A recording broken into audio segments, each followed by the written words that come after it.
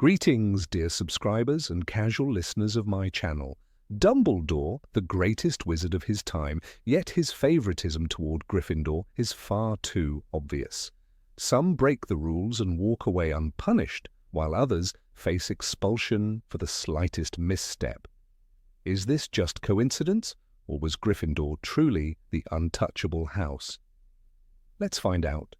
Enjoy watching. Number 1. The Marauders, the headmaster's first favorites. The story of favoritism began long before Harry. Back in the days of James Potter and his friends, known as the Marauders, Dumbledore was already headmaster.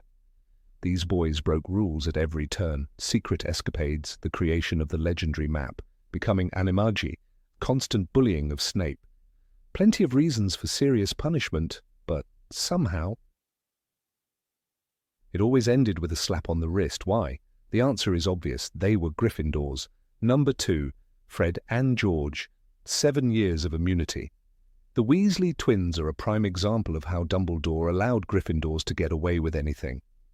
Their pranks, forbidden products, and constant violations became a trademark of the school. Yet despite it all, they easily made it to their 7th year.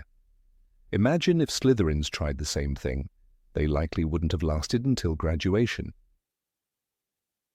Number 3. Hermione and the Time Turner.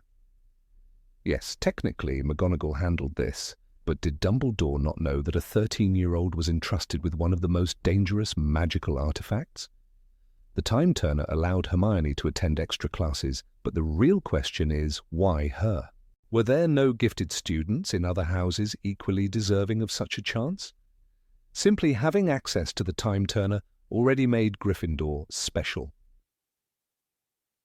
Number 4. Hermione and the Stolen Ingredients. Hermione was one of Hogwarts' brightest students, but her brilliance often excused her transgressions. The most striking example, stealing ingredients from Snape for Polyjuice Potion. Are you sure Dumbledore didn't know? Of course he knew, but as with the Marauders and the twins, it was brushed under the rug. Number 5. Harry and Quidditch.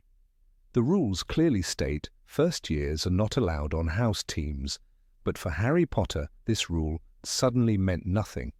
His flying skills ushered Gryffindor into a golden era of Quidditch, and Dumbledore, as if foreseeing it, made an exception. No other house could have dreamed of such a privilege. Number 6. The Flying Ford Anglia. One of Harry and Ron's most outrageous stunts was flying to school in an enchanted car. Muggles saw them. The secrecy of the wizarding world was at risk, and technically they should have been expelled immediately. But of course, not if you're a Gryffindor. In the end, the punishment was little more than a mild slap on the wrist. Number 7. Sectum Sempra and Draco. In 6th year, Harry used a curse that nearly killed Draco Malfoy. Hogwarts rules are crystal clear. Attacking another student is forbidden, and the punishment should be severe. Yet Harry was not expelled, not harshly disciplined, just scolded. Once again, the principle stands. If you're a Gryffindor, you'll be forgiven. Number 8. House Cup manipulation in favor of Gryffindor. The Great Hall was already bathed in green and silver. The banners of Slytherin hung proudly as their students cheered, certain of victory. For the first time in years, their house would hold the cup. Then Dumbledore rose to speak. "Another year gone," he began warmly, before pausing, eyes twinkling. And in that pause, the entire room shifted. One by one, he handed out last-minute points, to Harry, to Hermione, to Ron, and finally to Neville. The hall gasped as the numbers climbed, and Gryffindor surged past Slytherin in the final moment. It was theatre more than fairness. Yes, the 4 Gryffindors had shown courage, but why did the recognition come only after Slytherin's victory was announced? Dumbledore could have awarded those points earlier, giving every student time to accept the outcome. Instead, he staged the reversal like a showman pulling a rug out from under an audience. Draco Malfoy's smirk turned to outrage, while even the Slytherin table fell into stunned silence. The triumph they had waited for all year vanished in seconds. The favoritism was impossible to miss. The students saw it, the teachers saw it, and history recorded it as another Gryffindor miracle. But beneath the cheers, the message was cruelly clear. Even when Slytherin won by the rules, Dumbledore would rewrite the ending to suit his chosen house. The cup had become less a prize for merit and more a stage prop for Gryffindor glory. Number 9. Sending Harry to the Forbidden Forest as punishment. The punishment in the Forbidden Forest was far from ordinary detention. Harry, Hermione, Neville, and Draco were told to accompany Hagrid into a place filled with creatures that even adult wizards feared. It was there that Harry witnessed the cloaked figure drinking unicorn blood, a figure later revealed to be Voldemort himself. Harry saw the cloaked figure raise its head, and unicorn blood dripped down its front. What was supposed to be discipline turned into a life-or-death encounter. For Neville and Draco, this was terror without meaning. They were first years, frightened children who should never have been placed in such danger. Yet for Harry and Hermione, the forest became a stepping stone. Instead of punishment, it delivered clues that brought them closer to the Philosopher's Stone. Harry left not only alive, but with a deeper sense of destiny. It was as if the forest had been chosen as a trial reserved only for Gryffindors. The favoritism lies in how the risk was framed. If any other students had been injured, or worse, the scandal would have shaken the school. But Harry's encounter was quietly turned into part of his heroic path. The danger was brushed aside, the hints accepted as fate. Once again, rules that should have protected all children equally bent to ensure that Dumbledore's chosen Gryffindors received not punishment, but opportunity. Number 10. Special treatment of Ron in the Philosopher's Stone challenges. Ron Weasley was never the star of the classroom. His essays were sloppy, his spells often backfired, and he spent more time complaining than excelling. Yet when the trio faced the final chambers protecting the Philosopher's Stone, Ron was suddenly placed at the center of the mission. The giant enchanted chessboard was his moment. He called the moves, sacrificed himself, and cleared the way for Harry and Hermione.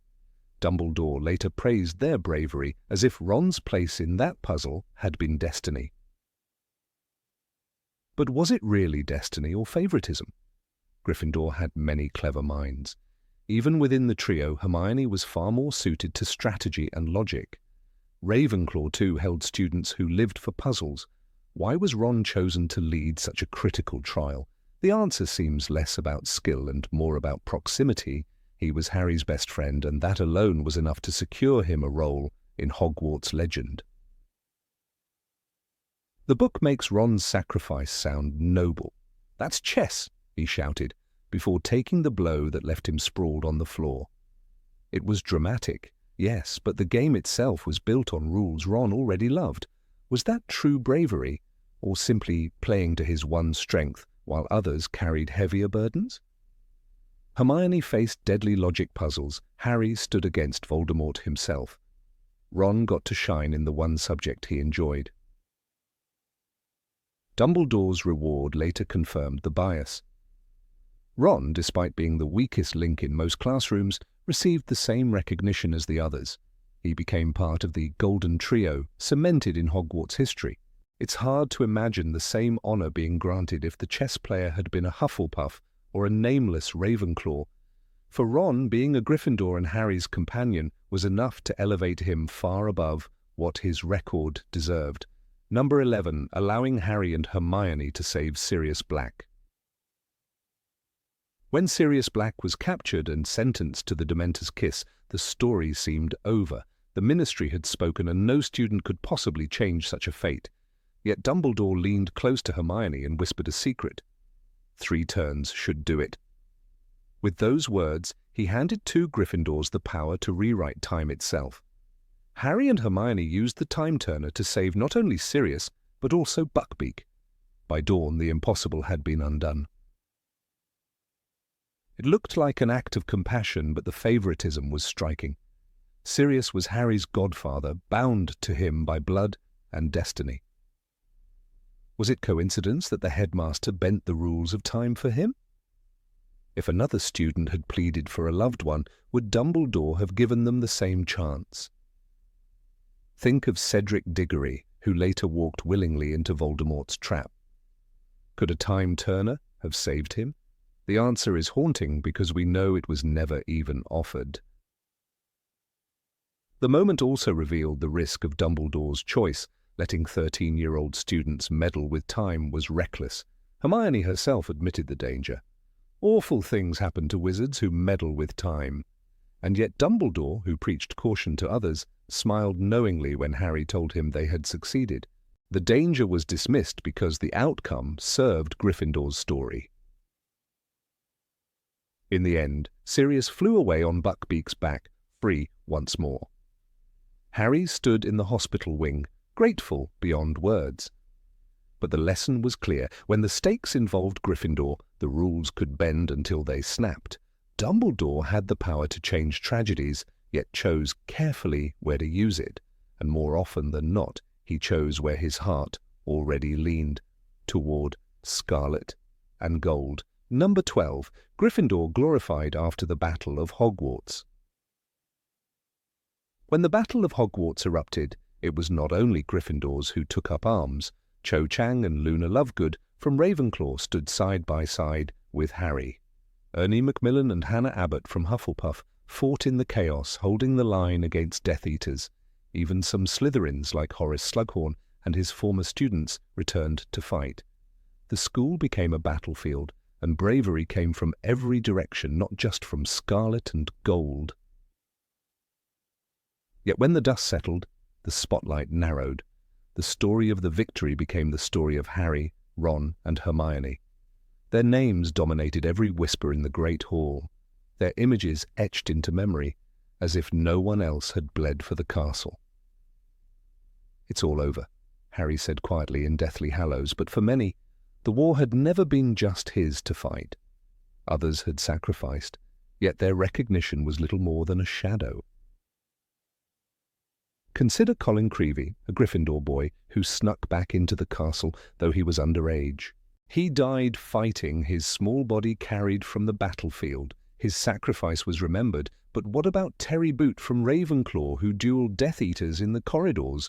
Or Susan Bones from Hufflepuff, who had already lost her entire family and still raised her wand? Their courage was swallowed by the legend of the trio. Even after death, Dumbledore's presence lingered like an invisible hand guiding the narrative. Gryffindor became the emblem of victory, as though the other houses had played supporting roles in a Gryffindor drama. The truth is more complex. Hogwarts stood because all four houses bled together. But history, shaped by the headmaster's enduring favoritism, remembered Gryffindor as the savior and left the others in silence. Number 13, Harry allowed to stay in the Triwizard Tournament despite age restriction.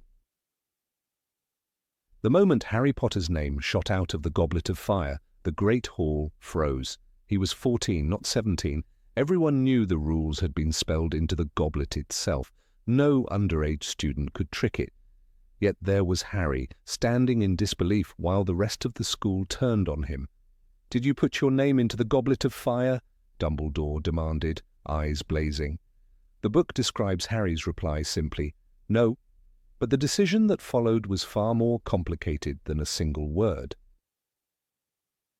The rules should have been final. A boy under age had no business competing in a tournament that had killed older, stronger wizards. Igor Karkaroff and Madame Maxime argued furiously, pointing out that this was madness. Even Severus Snape's sneer carried a note of truth. This was a disaster. Yet Dumbledore overrode them all. Instead of protecting his student, he allowed Harry to face dragons, merpeople, and a maze filled with dark magic. It was not only unfair, it was reckless. What makes it worse is that Harry was treated differently from any other student. If it had been Zachariah Smith or Draco Malfoy who appeared in that firelight, would Dumbledore have let them stay in the competition? The answer seems obvious. The Triwizard Tournament was supposed to be an honor for the best of age and skill, but because it was Harry, because it was Gryffindor, the headmaster acted as if the rules had been made of parchment thin enough to tear with a breath. The outcome nearly cost Harry his life. Cedric Diggory, a true champion, died in the graveyard that night. Voldemort returned, and it all began with the choice to let a 14-year-old boy play a deadly game. Favoritism did not just bend the rules this time, it shattered them. The price was paid not only by Harry but by Cedric, whose name should have been remembered as the rightful champion of Hogwarts. Number 14. No leniency for Ravenclaw or Hufflepuff, only Gryffindor. When Luna Lovegood was caught wandering the halls at night, she was punished with detention. No special treatment, no second chance. She sat with Filch, polishing trophies, while her crime was no worse than what Harry and Ron did on countless nights. The contrast is striking. The rules seemed flexible only when Gryffindors were the ones breaking them. Take Harry and Ron sneaking around the castle under the invisibility cloak.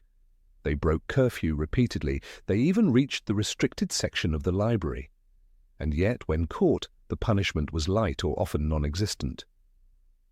"I don't need a cloak to become invisible," Dumbledore once told Harry, a subtle reminder that the headmaster was fully aware of these escapades.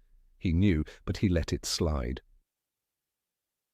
Meanwhile, Luna, a Ravenclaw, endured ridicule from her peers and had no safety net from Dumbledore. When her belongings were stolen and hidden around the castle, no powerful voice rose to defend her. Hermione once said, "That's just cruel," but nothing changed. No exception was made for Luna, even though her troubles were just as real. It's hard not to see the favoritism. Gryffindors like Harry, Ron, and Hermione were treated as if their mistakes were part of a larger destiny. Others, like Luna, Susan Bones, or even Ernie Macmillan, faced the rules as they were written. Dumbledore gave Gryffindor a cushion, but for everyone else, the ground was stone. Number 15. Turning a blind eye to Dumbledore's army. Dumbledore's army was one of the most striking examples of how Albus Dumbledore, the revered headmaster of Hogwarts, allowed his favoritism for Gryffindor to overshadow the larger interests of the school. The creation of a secret student organization designed to practice defensive magic outside of official lessons was not only against the rules, but a direct challenge to the authority of the Ministry of Magic. It was no minor transgression, it was rebellion inside the very walls of Hogwarts.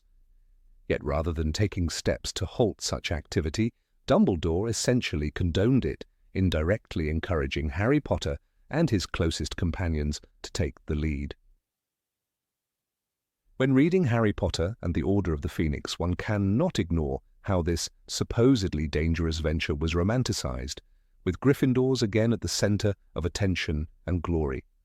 The organization was born from desperation, and the ministry's interference in education through Dolores Umbridge certainly provoked it.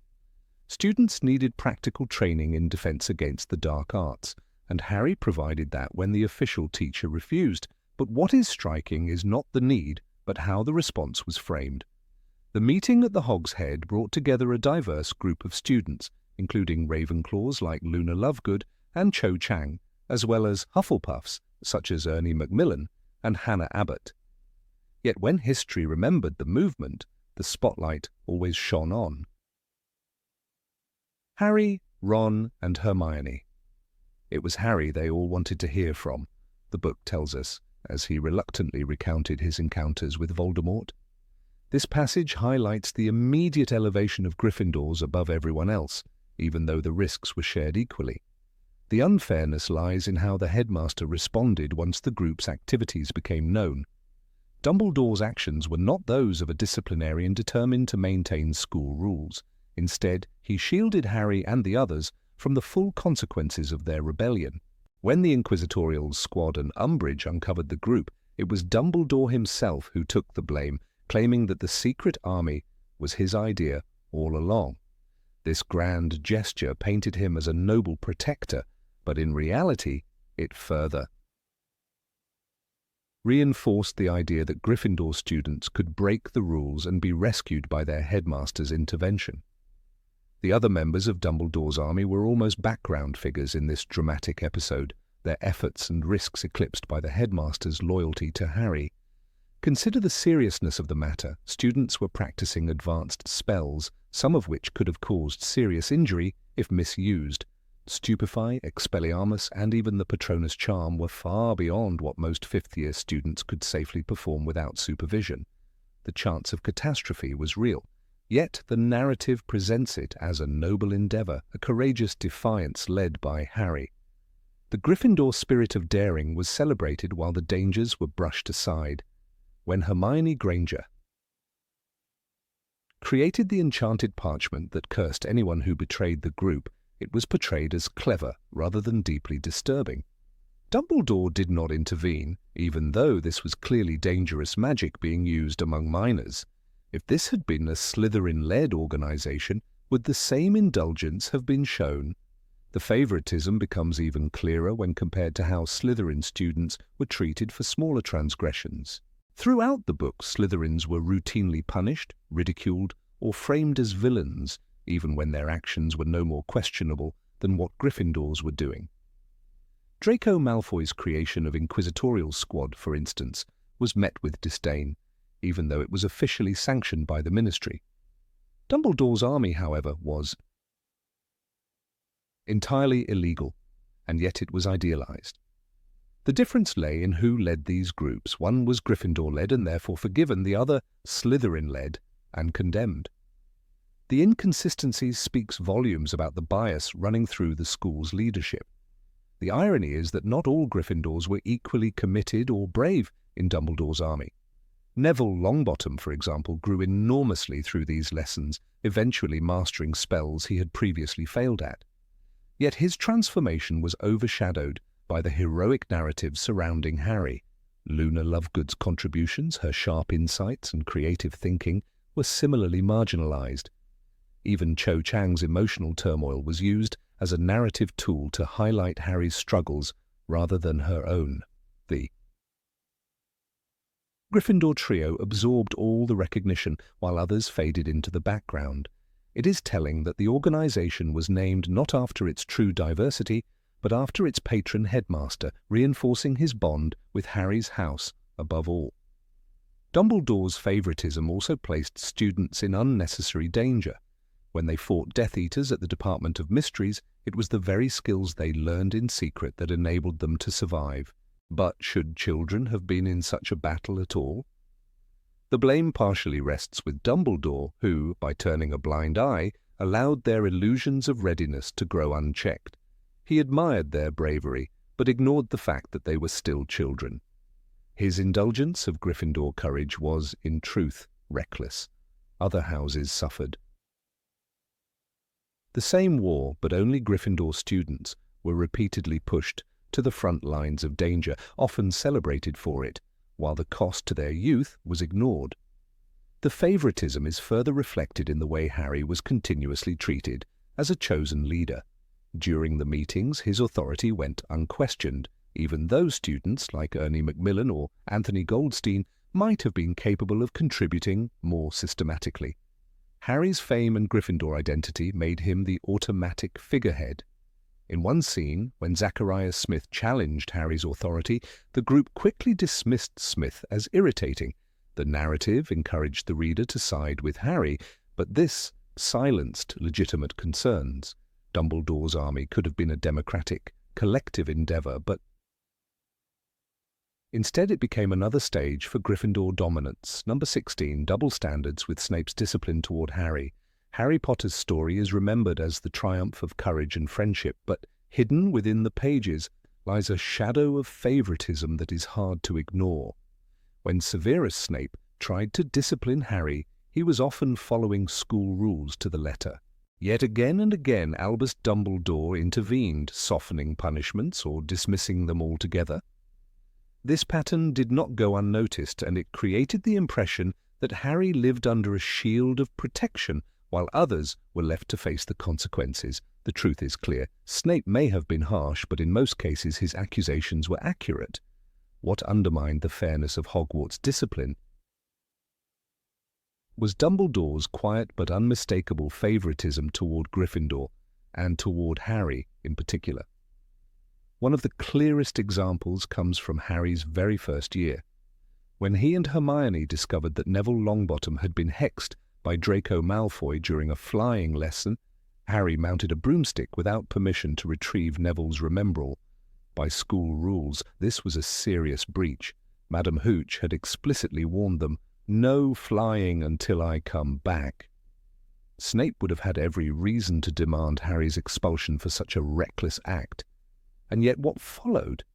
Instead of punishment, Dumbledore allowed Professor McGonagall to turn this incident into an opportunity. Harry was immediately recruited for the Gryffindor Quidditch team. Instead of being an example of discipline, he became a school celebrity. The double standard was set from the start. Harry broke the rules, and rather than face penalties, he was rewarded. Snape's frustration only grew with time. By Harry's second year, he was caught after midnight, wandering the corridors with Ron and Hermione while trying to discover the truth behind the Chamber of Secrets. Filch discovered them, and Snape was summoned. Snape's words carried weight. "Fame clearly isn't everything," he sneered, demanding punishment for such a flagrant disregard for curfew. Yet what did Dumbledore do? He allowed the trio to walk away with only mild warnings, convinced that their investigations served a higher purpose. Had it been any Slytherin student roaming the castle at night, expulsion would have been a serious consideration, but for Harry the path was cleared. The favoritism was subtle, but unmistakable. This pattern intensified in Harry's third year, when he illegally received the Marauder's map.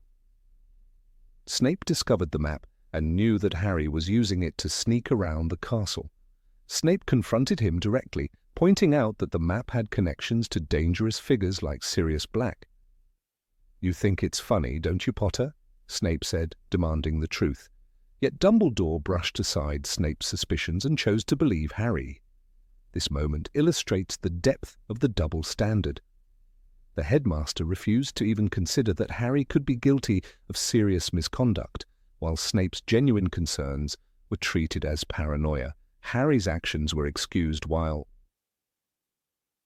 Snape was portrayed as vindictive. Perhaps the most striking example of Dumbledore's favoritism came in Harry's fourth year during the Triwizard Tournament.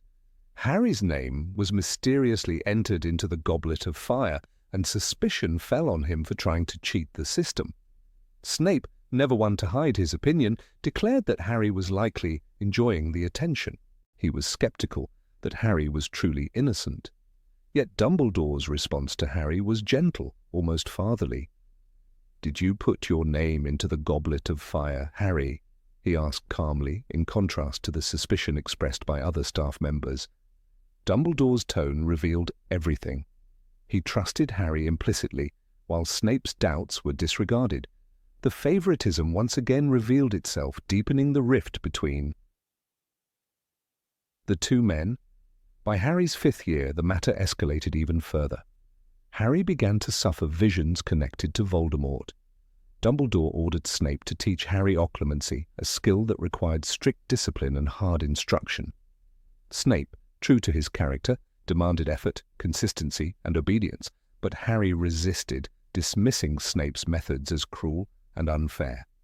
When Harry invaded Snape's pensive, seeing humiliating memories of Snape's childhood, the violation was extraordinary.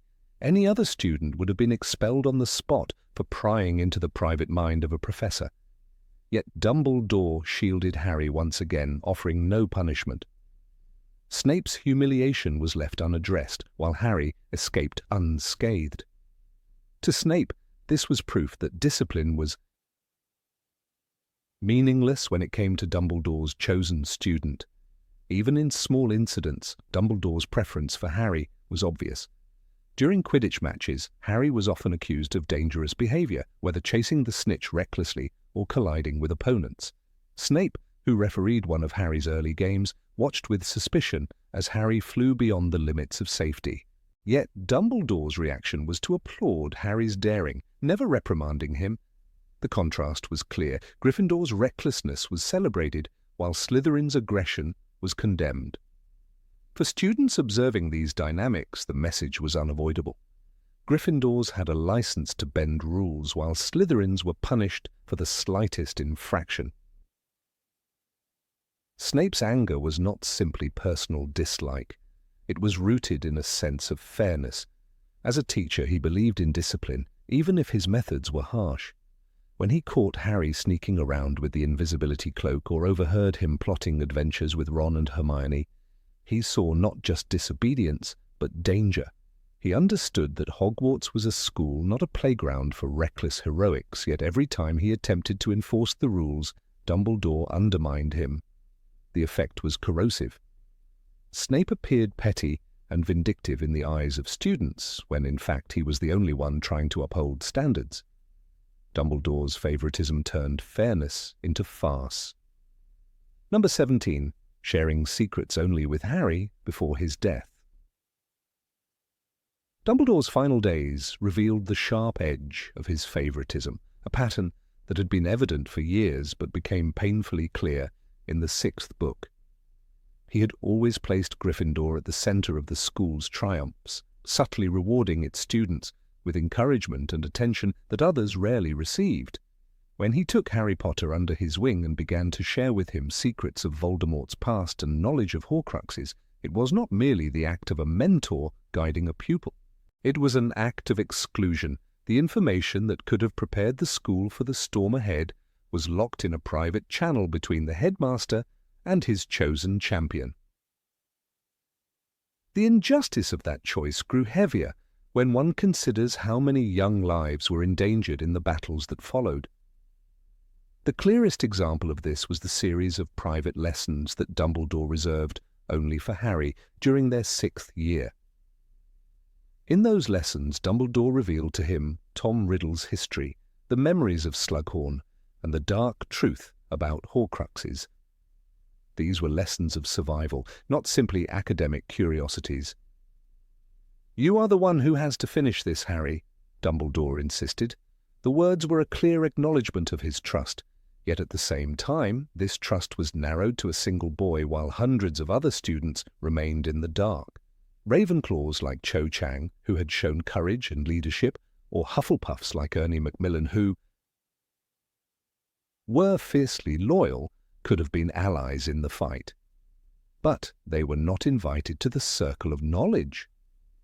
This favoritism was not merely about house points or awarding the house cup. As in earlier years, it was about life and death. Imagine if Hermione Granger had not been a Gryffindor, but instead sorted into Ravenclaw, as she easily could have been. Would she have been excluded from Dumbledore's chosen confidants? Would her intelligence have been deemed less useful if it came draped in blue rather than red? The thought underscores the imbalance. Dumbledore's favoritism was not toward the most capable or even the most willing, but toward those bound to Gryffindor by name and tradition. By confiding in Harry alone, Dumbledore placed the weight of the war on one teenager's shoulders. "I am not worried, Harry. I am with you," he said in Half-Blood Prince, moments before they entered the cave to retrieve the locket. The reassurance sounded noble, yet it masked the truth. Dumbledore was asking a child to be the keeper of the greatest secret in the magical world. The injustice is sharpened when one remembers that the school was filled with capable witches and wizards who, given the chance, might have shared the burden. Susan Bones, whose family had been decimated by Voldemort, would have had the personal motivation. Luna Lovegood, with her open mind, might have perceived connections others missed, but they were denied even the chance. The final speech Dumbledore gave to Harry on the Astronomy Tower, weakened by the potion he drank, was not only a farewell but also an admission of his chosen allegiance. He pleaded with Draco Malfoy, but it was Harry he had silenced with a spell beneath the cloak, ensuring that only his Gryffindor protégé would witness the last moments. The injustice to the rest of the school lay not just in what Dumbledore revealed, but in what he withheld. His secrecy ensured that when the battle for Hogwarts came, students rushed into combat with less preparation than they might have had. The blood spilled in those halls was in part the cost of favoritism. The favoritism had begun years before, when Dumbledore bent the rules to allow Harry to join the Gryffindor Quidditch team as a first year. It continued when he awarded late points at the end of Harry's first year, swinging the House Cup away from Slytherin. Many students might have dismissed these as quirks of a kindly headmaster, yet in hindsight they foreshadowed a deeper pattern. By the sixth book, when Voldemort's return was undeniable, the same inclination to privilege Gryffindor became deadly serious. The very architecture of resistance against Voldemort was shaped around Harry and his closest Gryffindor allies. The consequences of this narrow trust surfaced during the Battle of the Astronomy Tower. Harry alone knew the mission he and Dumbledore had undertaken. He alone knew about the locket. The others fought bravely, but without the clarity of purpose that might have unified them. Dumbledore had always praised the value of unity, famously declaring, "We are only as strong as we are united, as weak as we are divided." Yet his actions contradicted his words. By favouring Gryffindor and elevating Harry above all, he reinforced the very divisions he had warned against. Consider the case of Neville Longbottom, another Gryffindor, but one who for years had been underestimated even within his own house. Dumbledore did not entrust him with secrets, though the prophecy could have been about him. Neville, who later showed extraordinary courage in leading Dumbledore's army during Harry's absence, was kept in ignorance during the crucial year when the Horcrux hunt was explained. If even Neville, bound by prophecy, was excluded, what chance did other houses have? The favoritism was not about worth, but about narrative, about a chosen story Dumbledore insisted on telling. When Snape finally killed Dumbledore on the tower, Harry's invisibility under the cloak ensured that the moment remained his private inheritance. The rest of the school learned of their headmaster's death without the context Harry alone possessed. Even then, Harry remained the bearer of secrets no one else could access. This isolation was not only a burden on Harry, but also a disservice to the many who would have shared it. The war became the story of a few, rather than the struggle of the many. Dumbledore's favoritism sculpted that outcome. Number 18, Neville's mistakes during the Department of Mysteries fight forgiven. In the darkened corridors of the Department of Mysteries, the bravery of Hogwarts students was tested in a way that no classroom exercise could have prepared them for. Harry Potter led his friends, Hermione Granger, Ron Weasley, Ginny Weasley, Luna Lovegood, and Neville Longbottom, into a battle far beyond their years. The stakes were immense, the prophecy hidden within the Hall of Prophecies, the looming presence of Lord Voldemort's followers, and the shadow of death that lingered at every corner. It was here, amid the echoing crashes of spells and the cries of pain, that Neville Longbottom revealed his courage, but also his vulnerability. He stumbled, faltered, and yet pressed on. What followed afterward was less a story of justice and more a tale of favoritism cloaked as forgiveness. Albus Dumbledore's decision to excuse Neville's reckless involvement cast a long shadow over the notion of fairness at Hogwarts. The fight itself was chaotic. Neville, unlike Harry, Hermione, or even Ginny, had never shown great mastery in dueling. His wand had been broken earlier in the year, forcing him to borrow his father's old one. The text in Harry Potter and the Order of the Phoenix makes this clear. Neville's legs twitched uncontrollably, and his wand flew from his hand. He fell to the ground, clutching his ankle. His determination was unquestionable, but his ability was fragile. As curses flew and Death Eaters closed in, Neville's repeated injuries and clumsy movements endangered not only himself, but the entire group. At one point he was struck with a curse that left him bleeding and barely able to stand. Yet Harry carried him forward, shouting encouragement while shielding him from further harm. The significance of this moment lies not only in Neville's suffering, but in Dumbledore's later response. Any other student who had defied school rules, broken into the ministry, and risked lives would have been subject to severe punishment. Hogwarts was a school with clear disciplinary traditions, often harshly enforced. Students had lost house points for being out of bed at night. Hagrid's mishandling of dangerous creatures had led to investigations. Even Harry himself had faced detentions for sneaking around.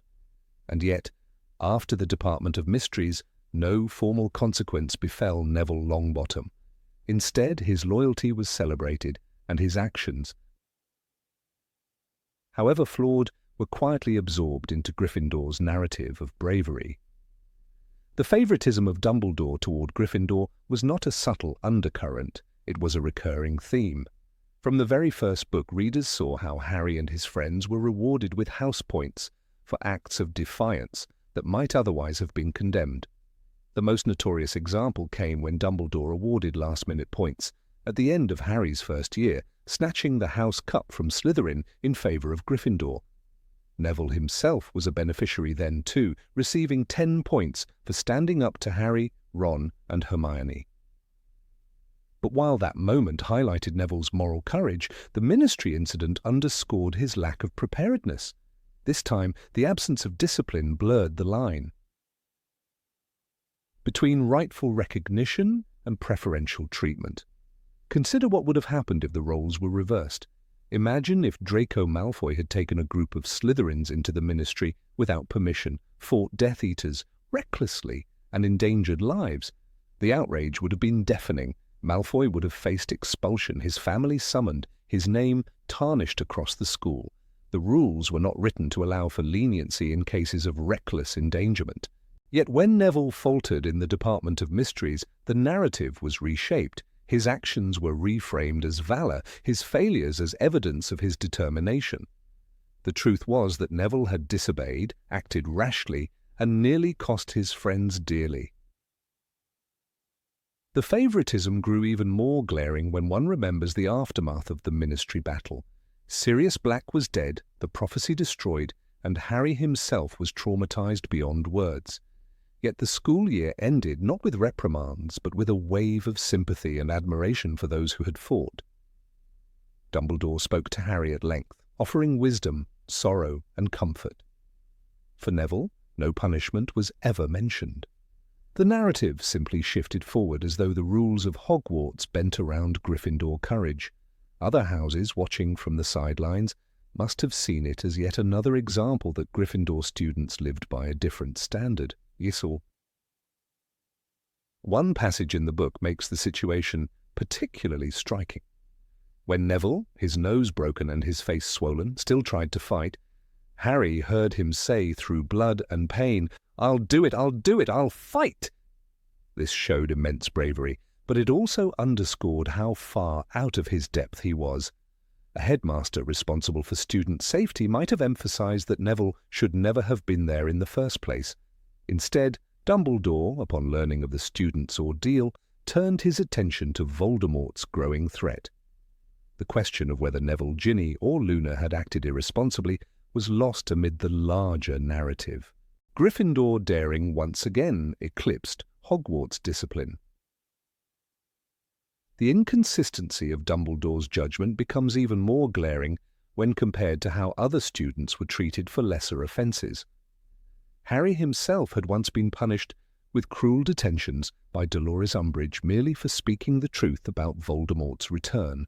Fred and George Weasley had faced constant disciplinary threats for their pranks, despite often causing less harm than Neville's recklessness in the Ministry. Even Hufflepuff students had faced reprimands for small infractions such as lateness or disobedience. Yet Neville, in this case, received nothing but quiet admiration. The favoritism was not only unfair, it undermined the credibility of Hogwarts's supposed impartiality. This favoritism had consequences for Neville himself. By excusing his mistakes, Dumbledore may have inadvertently diminished the seriousness of what had happened. Neville's bravery was real, but bravery without skill is dangerous. His lack of training, his reliance on his father's wand, and his clumsy spell work nearly led to catastrophe. By overlooking these shortcomings, Dumbledore contributed to a pattern of celebrating courage without demanding responsibility. Neville's growth later, particularly in the Deathly Hallows when he led the resistance at Hogwarts, was remarkable. But in the Ministry, he was not ready, and the leniency he received robbed him of the chance to confront his errors fully. The larger issue is that Dumbledore's favoritism warped the meaning of justice. A school should apply rules consistently, regardless of house or personal history. By sparing Neville from reprimand, Dumbledore communicated to the student body that Gryffindor bravery was worth more than other virtues. It told students of other houses, Slytherins with ambition, Ravenclaws with intellect, Hufflepuffs with loyalty, that their values mattered less. In this way, the headmaster's decision deepened divisions, feeding the resentment that had always simmered under the surface of Hogwarts' house system. It is also worth remembering that Neville's involvement was not accidental. He chose to follow Harry into the Department of Mysteries, knowing the risks. Harry had not invited him initially, Neville insisted. That insistence, while admirable in its loyalty, was reckless in its execution. He was neither fully trained nor equipped to face adult Death Eaters, yet he pressed forward. Responsibility should have demanded consequences, perhaps not cruel punishment, but at least formal acknowledgement of the danger he had caused. Dumbledore's silence on this matter made it seem as though Neville's loyalty excused all errors, as long as it served Gryffindor's narrative. The favoritism also created a dangerous precedent. If students believed that courage alone would absolve them of consequences, what stopped others from reckless actions?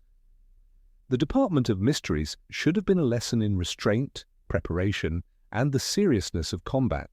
Instead, it became another tale of Gryffindor heroism, with Neville's clumsiness overlooked and transformed into a badge of honor. This blurred the line between genuine valor and dangerous recklessness, a line that future generations of students might misinterpret. The contrast with how Snape treated students is telling. Severus Snape was harsh, often cruel, but consistent. He punished disobedience, demanded discipline, and tolerated no mistakes. His approach was far from fair in its bias toward Slytherin, but it at least reinforced the weight of responsibility. Dumbledore's handling of Neville in the Ministry revealed the opposite tendency, a willingness to excuse Gryffindor failures under the guise of courage. Between Snape's cruelty and Dumbledore's favoritism, true fairness seemed lost within Hogwarts' walls. Even the symbolism of the prophecy emphasized this favoritism. Neville was a potential candidate for the prophecy's child, yet the narrative chose Harry. Dumbledore, perhaps unconsciously, reinforced that choice by protecting Neville from the consequences of failure. It was as though being the other boy destined for greatness exempted him from scrutiny. But greatness should not be born from favoritism. It should be forged in accountability and growth. Neville would eventually grow into his own heroism, but in the Ministry he was shielded by the headmaster's partiality. Ultimately, Neville's forgiveness in the Department of Mysteries stands as a vivid reminder of Dumbledore's flawed leadership. The favoritism was not malicious, it was rooted in admiration for Gryffindor courage, but it was unjust. The rules of Hogwarts were bent, not for fairness, but for narrative convenience. Harry, Hermione, Ron, and the others returned to school as survivors, not as students who had broken the law and endangered lives. Neville, most of all, was excused when any other student might have faced ruin. This favoritism did more than protect him. It revealed the cracks in Dumbledore's vision of justice, cracks that ran deep within the very heart of Hogwarts. Number 19.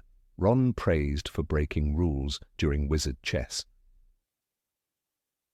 When readers think back to the dangerous journey through the enchanted chambers leading to the Philosopher's Stone, the moment that often stands out is Ron Weasley's sacrifice during the giant wizard chess game. He mounted a life-size knight, willingly played the part, and ordered Harry and Hermione to move on while he prepared for a brutal checkmate that would see him struck down.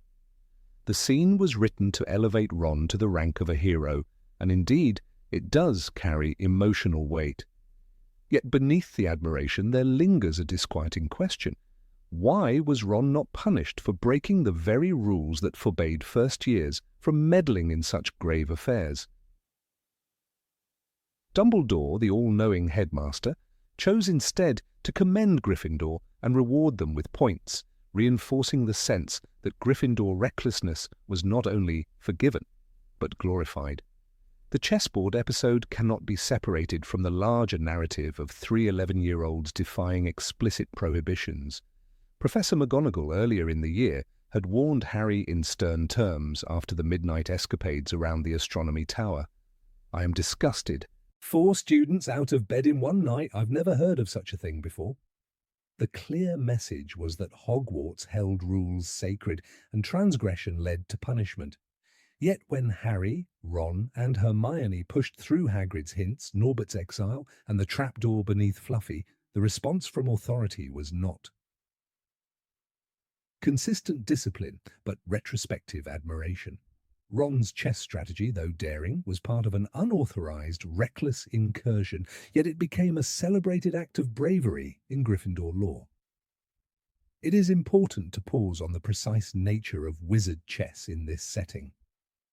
Unlike the friendly board game in the Gryffindor common room, the enchanted set beneath the castle was violent and potentially fatal. The pieces were massive stone warriors wielding weapons. Ron's decision to sacrifice himself meant accepting a direct blow from a stone queen, an act that left him unconscious and injured. The imagery is shocking, an 11-year-old rendered prone and helpless on the cold dungeon floor. In any other context, such a scene would have summoned faculty outrage and parental panic. Yet, within the walls of Hogwarts, it was framed as a badge of honor. Dumbledore did not summon Ron's parents in fury. He handed out house points as if this were a school-sanctioned tournament. The imbalance becomes starker when contrasted with how other houses were treated. Recall how the Slytherins were condemned for almost everything: ambition, secrecy, and their connection with Draco Malfoy's mischief. Even Neville Longbottom, a Gryffindor himself, suffered punishment for simply being in the wrong place at the wrong time. When he tried to stop Harry, Ron, and Hermione from sneaking out, Neville was petrified by Hermione's spell. Instead of being celebrated for courage, Neville was left humiliated, and his points lost earlier in the year made him an object of ridicule. Compare this to Chaucit. Ron's illegal but daring gamble. Both involved stepping outside the rules, but one was condemned, the other praised. The discrepancy highlights the favoritism that shaped Gryffindor's narrative of heroism. The favoring hand of Dumbledore appears again in the final House Cup ceremony. Gryffindor trailed behind Slytherin in points, a result of many term-long misadventures. Then at the very last moment, the headmaster rose and began distributing points, not for classroom excellence or rule obedience, but for bravery in the face of forbidden dangers. To Ronald Weasley for the best-played game of chess Hogwarts has seen in many years, I award 50 points. The statement carried a kind of grandeur, but it reframed what was essentially reckless trespassing into something akin to a sporting triumph. Dumbledore's dramatic redistribution of points overturned the result and crowned Gryffindor the victors, all because breaking the rules had been reframed as courageous initiative. Ron's participation in the chess match is not without merit. His tactical mind, often overshadowed by Harry's boldness and Hermione's intellect, deserved recognition. However, recognition within proper channels, such as a school chess tournament or classroom praise, would have been appropriate. Instead, his unauthorized role in life-threatening circumstances was sanctified as the act of a true Gryffindor.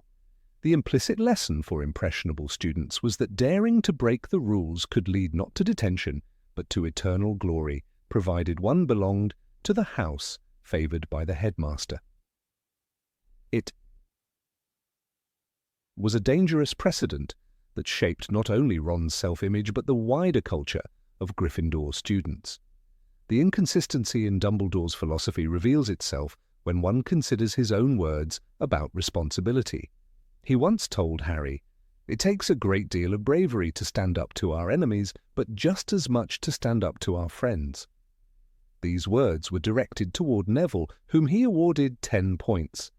Yet the scale of recognition was wildly unequal.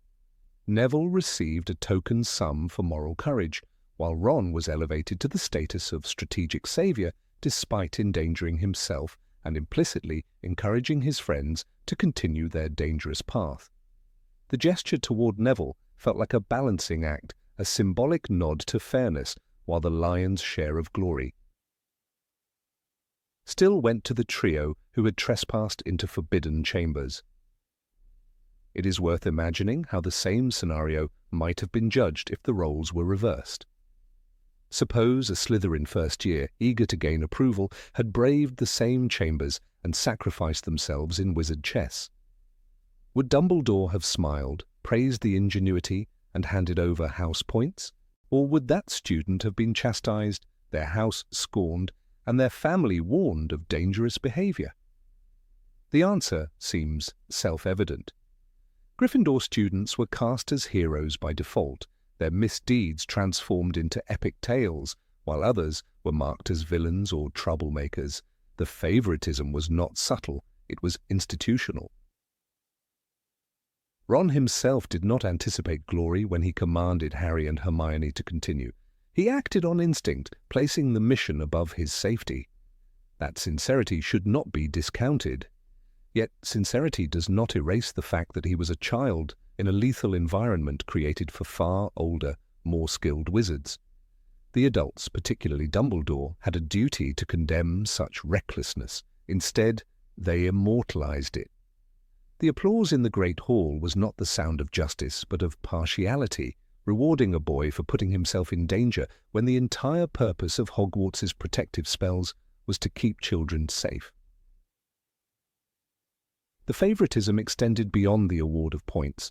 Gryffindor's reputation as the House of Heroes was reinforced in the collective memory of the school, while Slytherin's legacy was tarnished.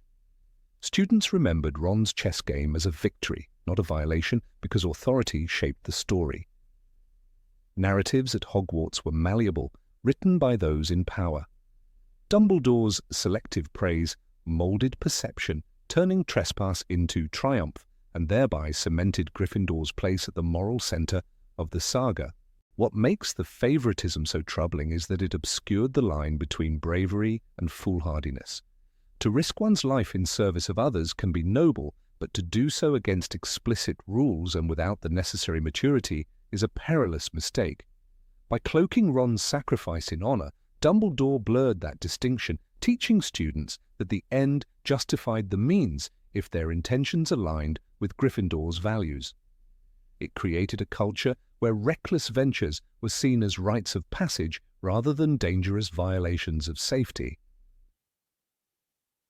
This moment also foreshadowed Ron's complicated role throughout the series. Often overshadowed by Harry's fame and Hermione's intellect, Ron's worth was repeatedly proven through moments of instinctive courage.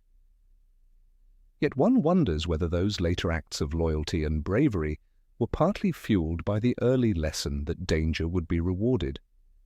The chessboard victory set a precedent, anchoring Ron's sense of self to daring sacrifices because the headmaster had elevated that choice above all else. The psychological weight of being praised for nearly dying could not have been light. For Harry, too, the memory of Ron's sacrifice was not one of punishment but inspiration.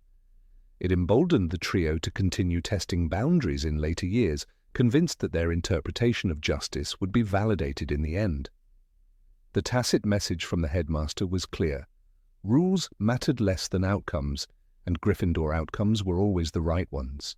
This set the stage for countless later adventures where Harry and his friends once again disregarded restrictions, comforted by the certainty that Dumbledore's partiality would shield them. The chess game, then, is more than a thrilling set piece in the first book. It is a microcosm of the favoritism that ran through the veins of Hogwarts under Dumbledore's leadership. Ron was not punished for recklessness. He was glorified. His unconscious body on the stone floor became the image of Gryffindor valor, a story retold with admiration rather than concern.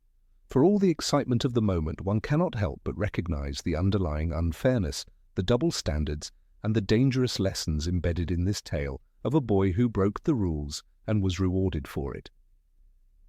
Number 20, siding with Harry against Malfoy in disputes. When Draco Malfoy first entered Harry Potter's world at Hogwarts, he represented more than just another student from Slytherin. He embodied the centuries-old rivalry between Gryffindor and Slytherin, a rivalry that shaped the atmosphere of the school itself. But what became evident to any careful reader of the books was the way Dumbledore and many of the staff seemed to subtly and sometimes overtly tilt the scales in Gryffindor's favour whenever Harry and Draco clashed. This favouritism was not always a matter of grand decisions. Rather, it seeped into daily disputes, punishments, and the way authority figures interpreted events. Draco's role as the perpetual troublemaker often blinded the professors to moments when Harry himself was equally guilty of provocation, yet only the Slytherin boy was marked as the villain. Take, for instance, the infamous encounter in Harry Potter and the Philosopher's Stone, where Malfoy challenges Harry to a midnight duel.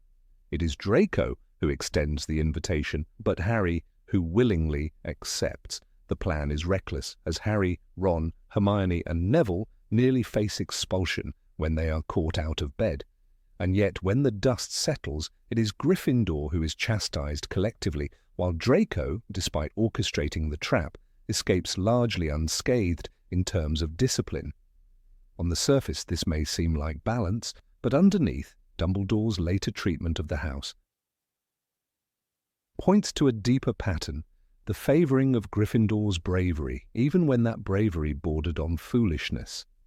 When Gryffindor is awarded last-minute points at the end of the year for Harry's exploits, Slytherin's year-long efforts are erased in a single stroke. Malfoy and his peers feel the sting of injustice, a message that their cunning and discipline count for less than Gryffindor's reckless courage. Later, in Harry Potter and the Chamber of Secrets, the Quidditch rivalry further highlights the imbalance. Draco becomes the Slytherin Seeker, armed with Nimbus 2001 broomsticks gifted by his father. The Gryffindor team, including Harry, mocks him, and tensions between the two boys escalate. During one practice, Malfoy sneers, "At least no one on the Slytherin team had to buy their way in. They got in on pure talent." This cutting remark directly targets Hermione, sparking outrage among the Gryffindors. Ron attempts to hex Draco, the spell backfires, and chaos ensues. Yet despite the fact that Ron initiated the hex, the spotlight of blame rests on Draco for uttering an insult. The narrative consistently portrays him as the aggressor, while the Gryffindor's retaliations, often equally cruel, are softened by the lens of righteous indignation. Dumbledore never steps in to correct these perceptions. Instead, the school culture thrives on them. Another striking example occurs in Prisoner of Azkaban, when Harry sneaks into Hogsmeade without permission, aided by the Marauder's map and his invisibility cloak. Draco spots Harry at the Shrieking Shack and nearly exposes him. This could have been a serious breach of rules, with Harry clearly in the wrong. Yet the aftermath once again turns against Draco. Snape drags Harry into his office armed with evidence, but Dumbledore and the other teachers allow Harry's misdeeds to slide. Draco's accusations are dismissed as spite, even though he was entirely correct in pointing out Harry's transgressions. The favoritism is stark. Harry is shielded because of who he is and because Gryffindor is celebrated as the House of Heroes, while Draco's observations are framed as malicious tattling. The duel in Goblet of Fire between Harry and Draco during the ferret incident provides perhaps the clearest picture of how differently the boys were judged. Draco attempts to hex Harry from behind, a dishonourable move by any standard. Yet Harry was also ready to fight, breaking school rules in the process. When Moody intervenes, Draco suffers humiliating punishment, transformed into a bouncing white ferret before the entire hallway. Students laugh at his misery, while Harry's involvement in the impending duel is largely forgotten. No stern reminder from Dumbledore comes later about Harry's role in escalating such feuds. Instead, the image of Malfoy as the perpetual offender is reinforced, while Harry emerges unscathed in reputation. The fact that a teacher would publicly humiliate a student in such a manner, and that no higher authority corrected this excess, shows how little protection Draco had compared to Harry. The bias extends even into the classroom. In Order of the Phoenix, Professor Umbridge's reign of terror casts a shadow over Hogwarts, but even within this oppressive environment, the Gryffindors are subtly romanticized in their rebellion, while the Slytherins are demonized for siding with authority. Draco, as Umbridge's chosen ally, certainly enjoys flaunting power, but one must ask, what made Harry's rule-breaking noble and Draco's equally human ambition vile? Dumbledore, though absent for much of that year, remained the symbol behind which Gryffindor rallied.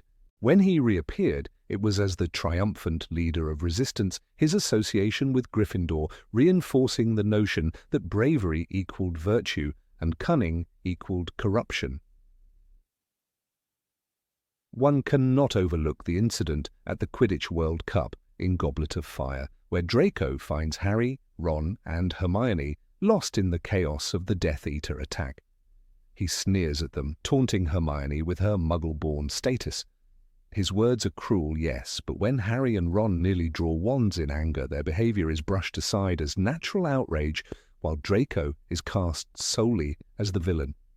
The books repeatedly offer these encounters where blame could be shared, yet the narrative and the school culture direct the reader to see Gryffindor as justified and Slytherin as reprehensible. The favoritism was perhaps most visible in the way house points were awarded. Gryffindor received last-minute surges in points for acts of bravery. Harry's confrontation with Voldemort, Hermione's cleverness, Neville's courage. Meanwhile, Slytherin students rarely, if ever, received similar recognition for their talents or accomplishments.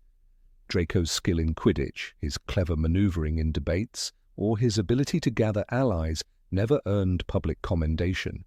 Instead, his achievements were framed as arrogance or manipulation. Dumbledore's authority in awarding points was final, and each time he sided with Gryffindor, the lesson deepened. Harry's faults were forgivable, Draco's were damning. In Half-Blood Prince, Draco's secret mission to assassinate Dumbledore complicates the picture. On the surface, here was the ultimate proof of his corruption. But even before this mission, the seeds of animosity had been nourished by years of being painted as the enemy. Imagine being Draco, watching as Harry's every misstep was excused while his own were magnified. When Draco hexed Harry with a sneak attack on the train, he was condemned as cowardly.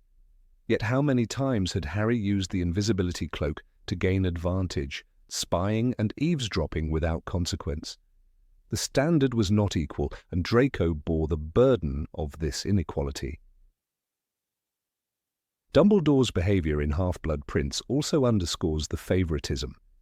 He spends time personally instructing Harry, giving him critical insights into Voldemort's past. Draco, who struggles alone with his impossible task, receives no such guidance. One might argue that Dumbledore chose Harry because he saw him as the chosen one, but this itself is favoritism of the highest order. The headmaster of a school is meant to guide all students, even those who falter. Draco was left to drown under the weight of family expectations and dark influences, while Harry was buoyed by constant mentorship. Even small, subtle choices by the staff reveal the imbalance.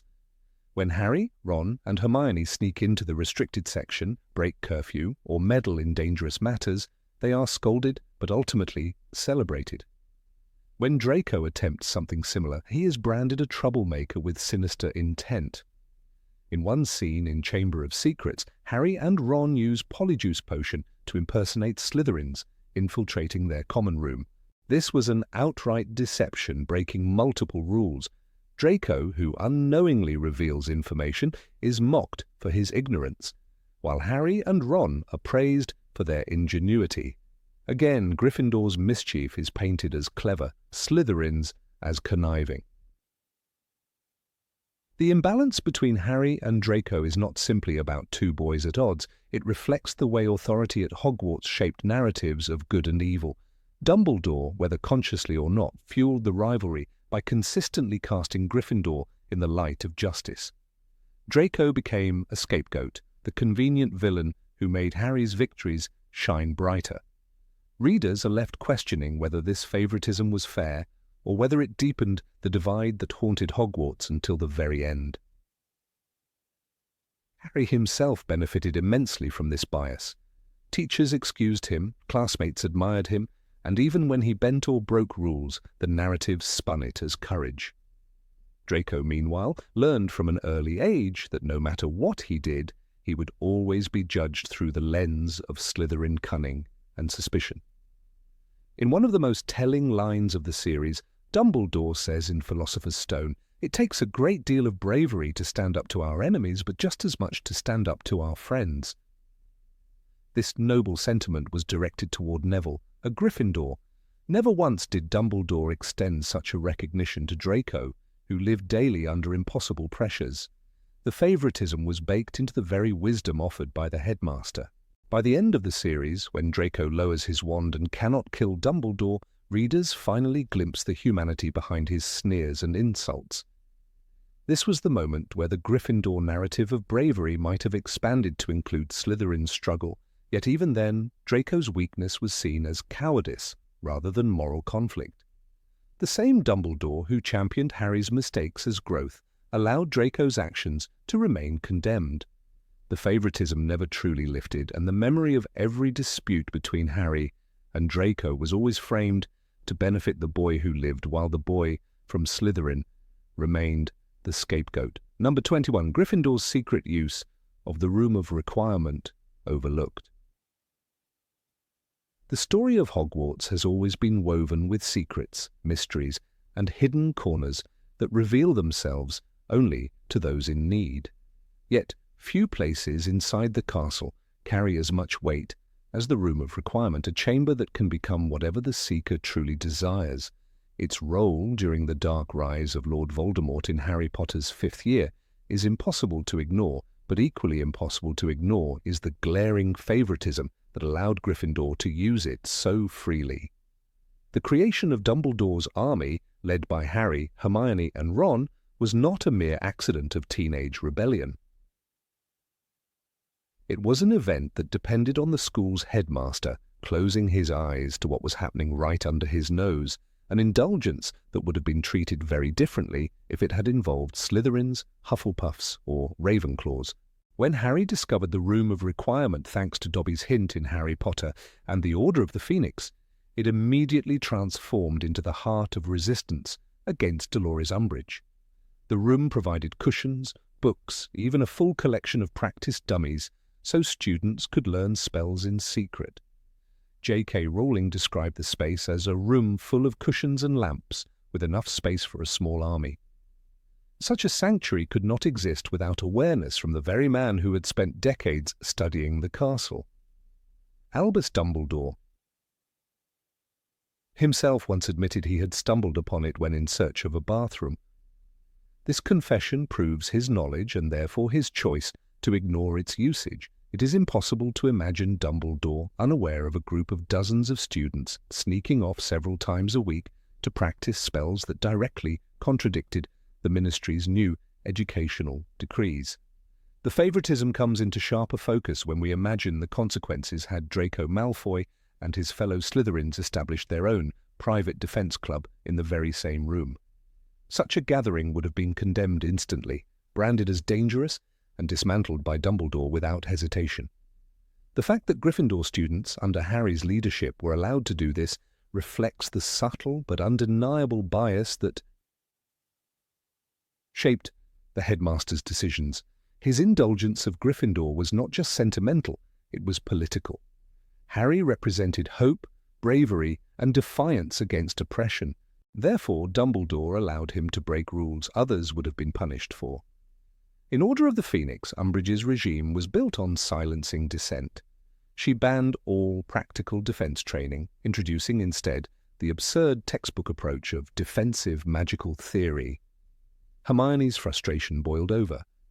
"How are we supposed to defend ourselves in real life?" she argued, pushing Harry into leading the clandestine group.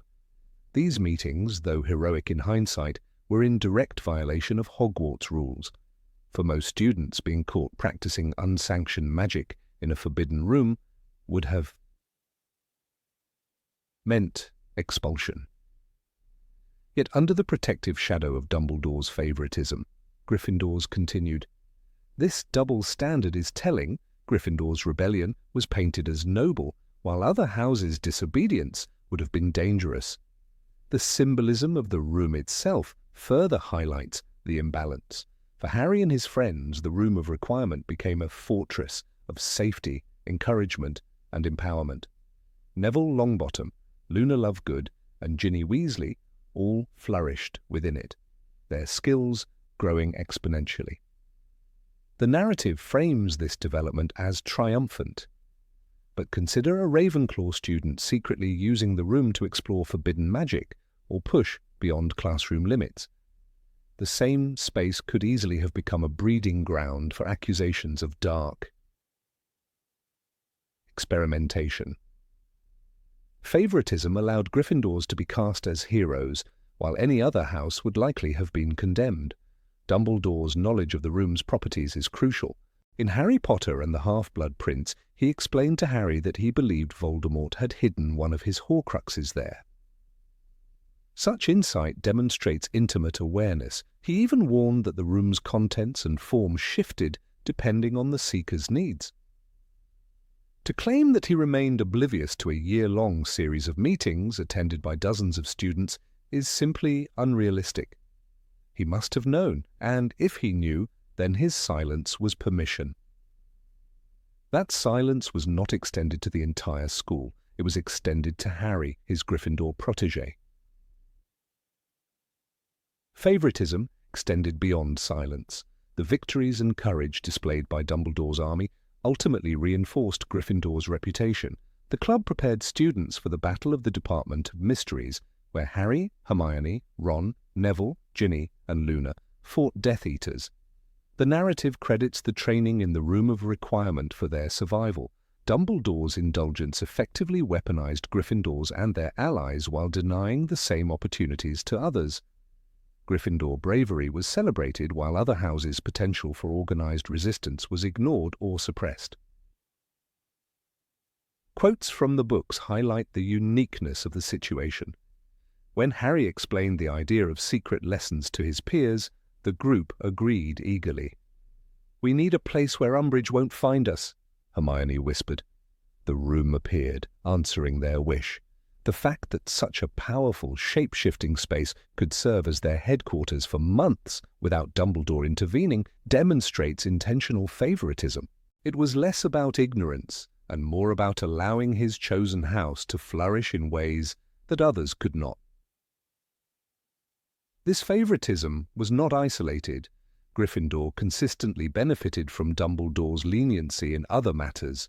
Points awarded at the end of the year to secure the House Cup, Harry's repeated survival of disciplinary crises, and tolerance for rule-breaking when it served a greater narrative of bravery. The Room of Requirement is simply the most glaring and consequential example because it became the stage for organized rebellion. Had a Slytherin-led group plotted in the same room, the outcome would have been catastrophic for them. Instead of applause, they would have faced suspicion and punishment. The injustice here lies in how Dumbledore shaped the narrative of Hogwarts itself. Gryffindors were heroes because Dumbledore allowed them to be. He cultivated a mythology of bravery that elevated one house above the rest. The Room of Requirement's use by Dumbledore's army was framed as destiny rather than favoritism, but strip away the heroic storytelling and it becomes clear that Harry and his friends received privileges not available to others. The legend of Gryffindor was reinforced at the expense of fairness. The scale of the meetings further undermines the idea that this was invisible. Dozens of students gathered regularly. They produced a signed list of members enchanted by Hermione to reveal traitors. But this was not a casual gathering, but an organized movement within the school. The echoes of spells, the collective footsteps of groups sneaking away, the sheer frequency of practice. Such activity was too large to hide from a headmaster who knew the castle better than anyone alive. His silence can only be explained by preference, by the desire to shield Harry and Gryffindor from the consequences that would have fallen upon others. Even the outcome of Umbridge's investigation illustrates favoritism. When she discovered the DA, she attempted to punish Harry severely. but the fallout ultimately resulted in Dumbledore taking the blame and fleeing the school in a dramatic escape. This act once again placed Gryffindor's transgression into the realm of legend rather than crime. The members of the DA were not expelled en masse, they were protected by Dumbledore's intervention. Such sacrifice would not have been made for a different house, especially Slytherin, which was already viewed with suspicion and hostility. The Room of Requirement therefore becomes a symbol not only of magical possibility but also of institutional bias. Gryffindors thrived because the headmaster's favoritism provided them with a shield. This favoritism blurred the line between justice and partiality, between fair leadership and selective indulgence. The very existence of Dumbledore's army was proof that Gryffindor's disobedience could be rewritten as heroism, while other houses' actions would have been written as rebellion or even betrayal. Looking back, it is tempting to romanticize the DA as a courageous stand against tyranny, and in many ways it was. Yet the question remains, why was Gryffindor permitted to bend the rules while others were forced to obey? Dumbledore's favoritism did not only affect school politics, it shaped the destiny of the wizarding world. Gryffindor courage was amplified, celebrated, and immortalized, while other voices were left silent. The Room of Requirement was a miracle for Harry and his friends, but it was also a mirror reflecting the unfair hand of favoritism at the very heart of Hogwarts. Number 22, trusting Gryffindor with the Horcrux mission instead of experienced wizards. When one looks closely at the later years of Harry Potter's life at Hogwarts, it becomes impossible to ignore the peculiar way Albus Dumbledore handled the most dangerous mission of the age. The destruction of Lord Voldemort's Horcruxes was not a task for children, yet Dumbledore entrusted it almost entirely to Harry, Ron, and Hermione. This choice has often been justified as an act of trust, but to others it appeared to be a blatant display of favoritism toward Gryffindor.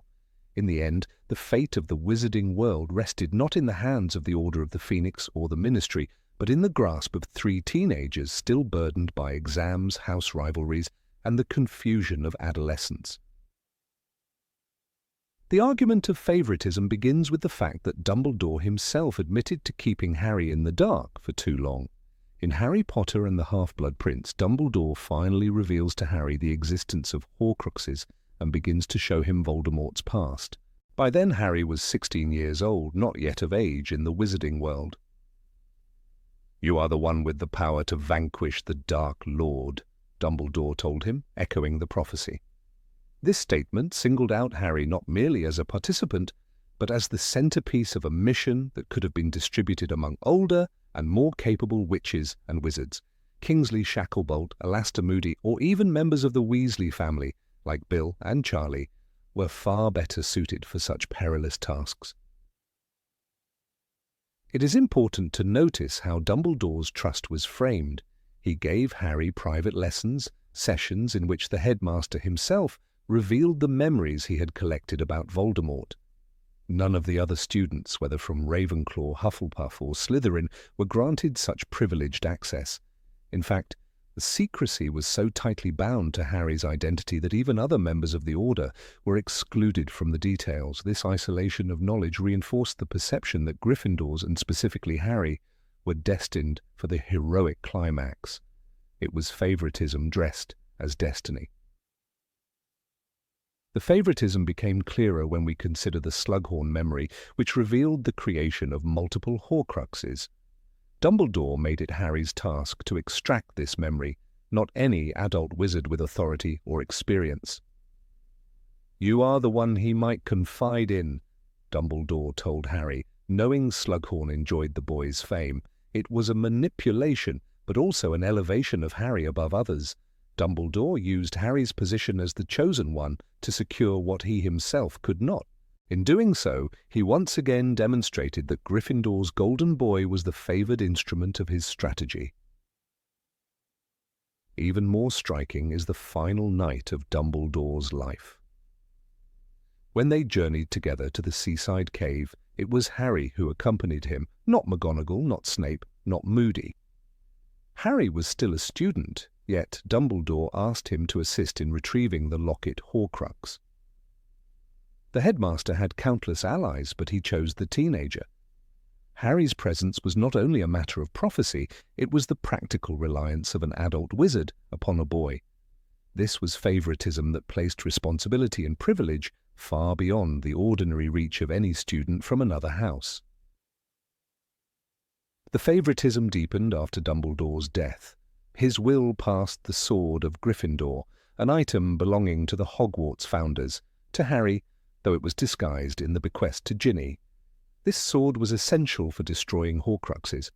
Other powerful magical objects existed, yet Dumbledore ensured that Gryffindor's heirloom would empower Gryffindor's students.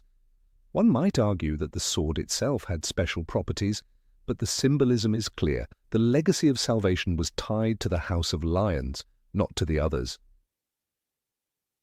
Hermione Granger and Ron Weasley, both Gryffindors, were naturally swept into this privilege. Dumbledore left Ron the Deluminator, an object that guided him back to Harry after his temporary departure.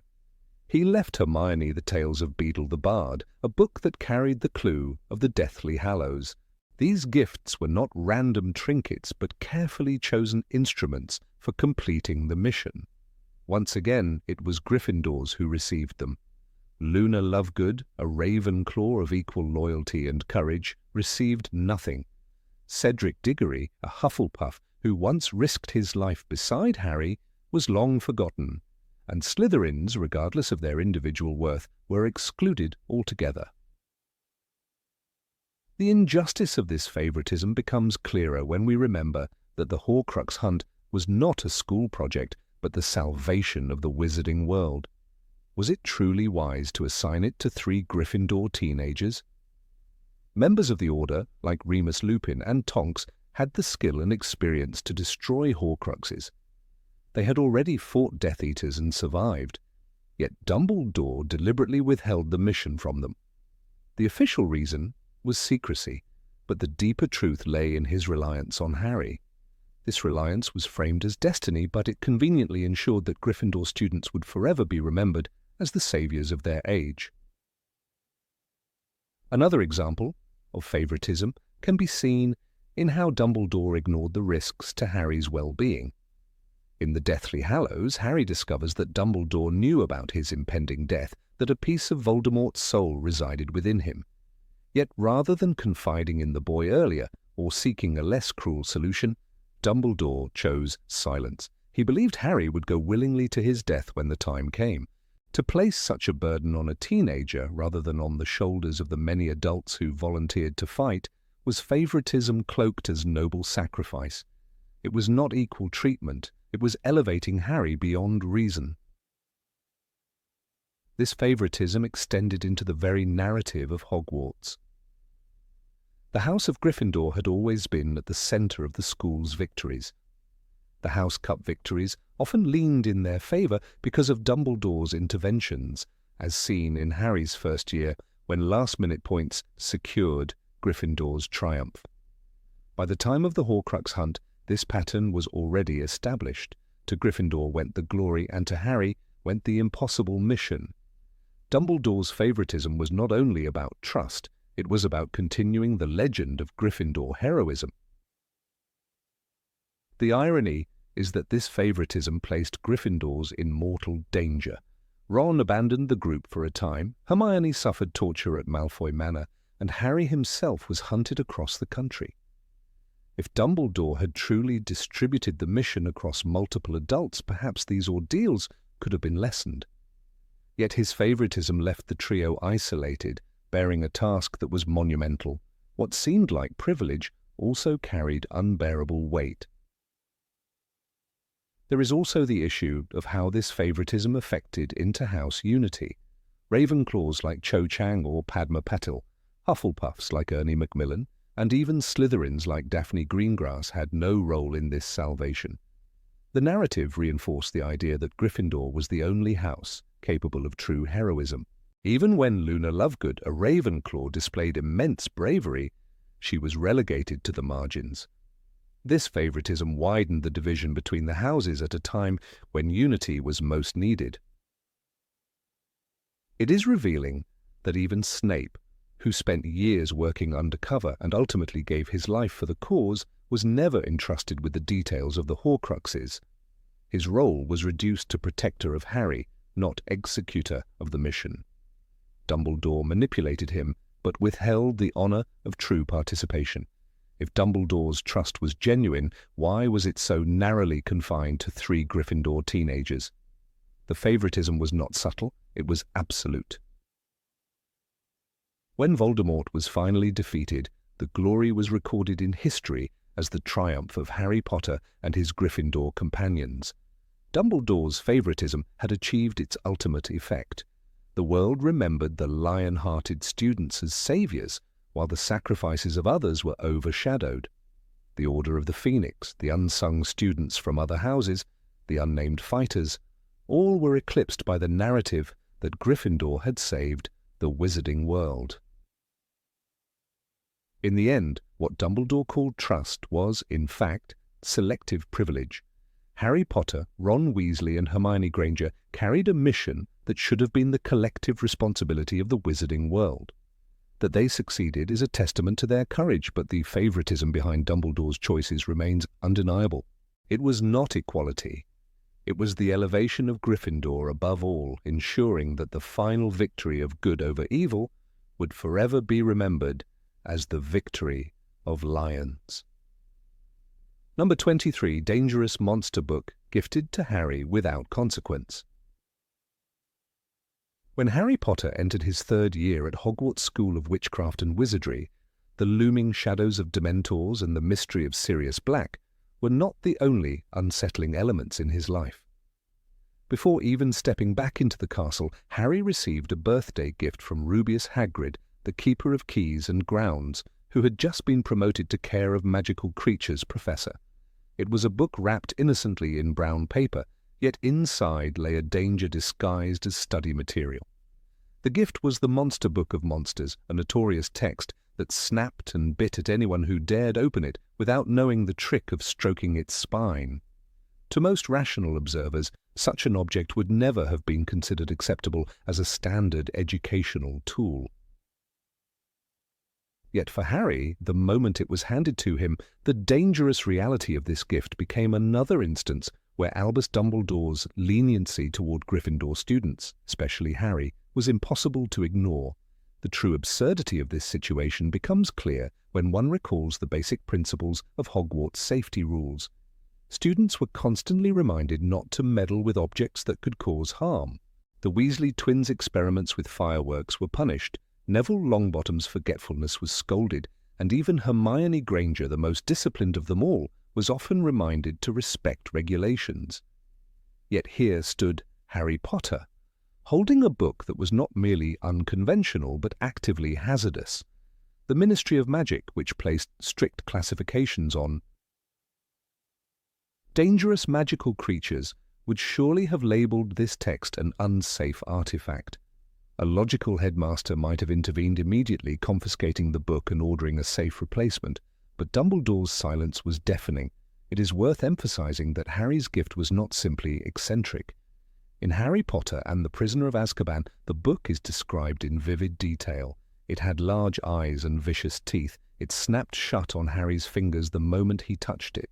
Such a description should have been enough to disqualify it from being issued to students, regardless of whether they were the boy who lived or an anonymous second year. Any other child bringing such an item into school would likely have faced disciplinary action. Imagine if a Slytherin like Draco Malfoy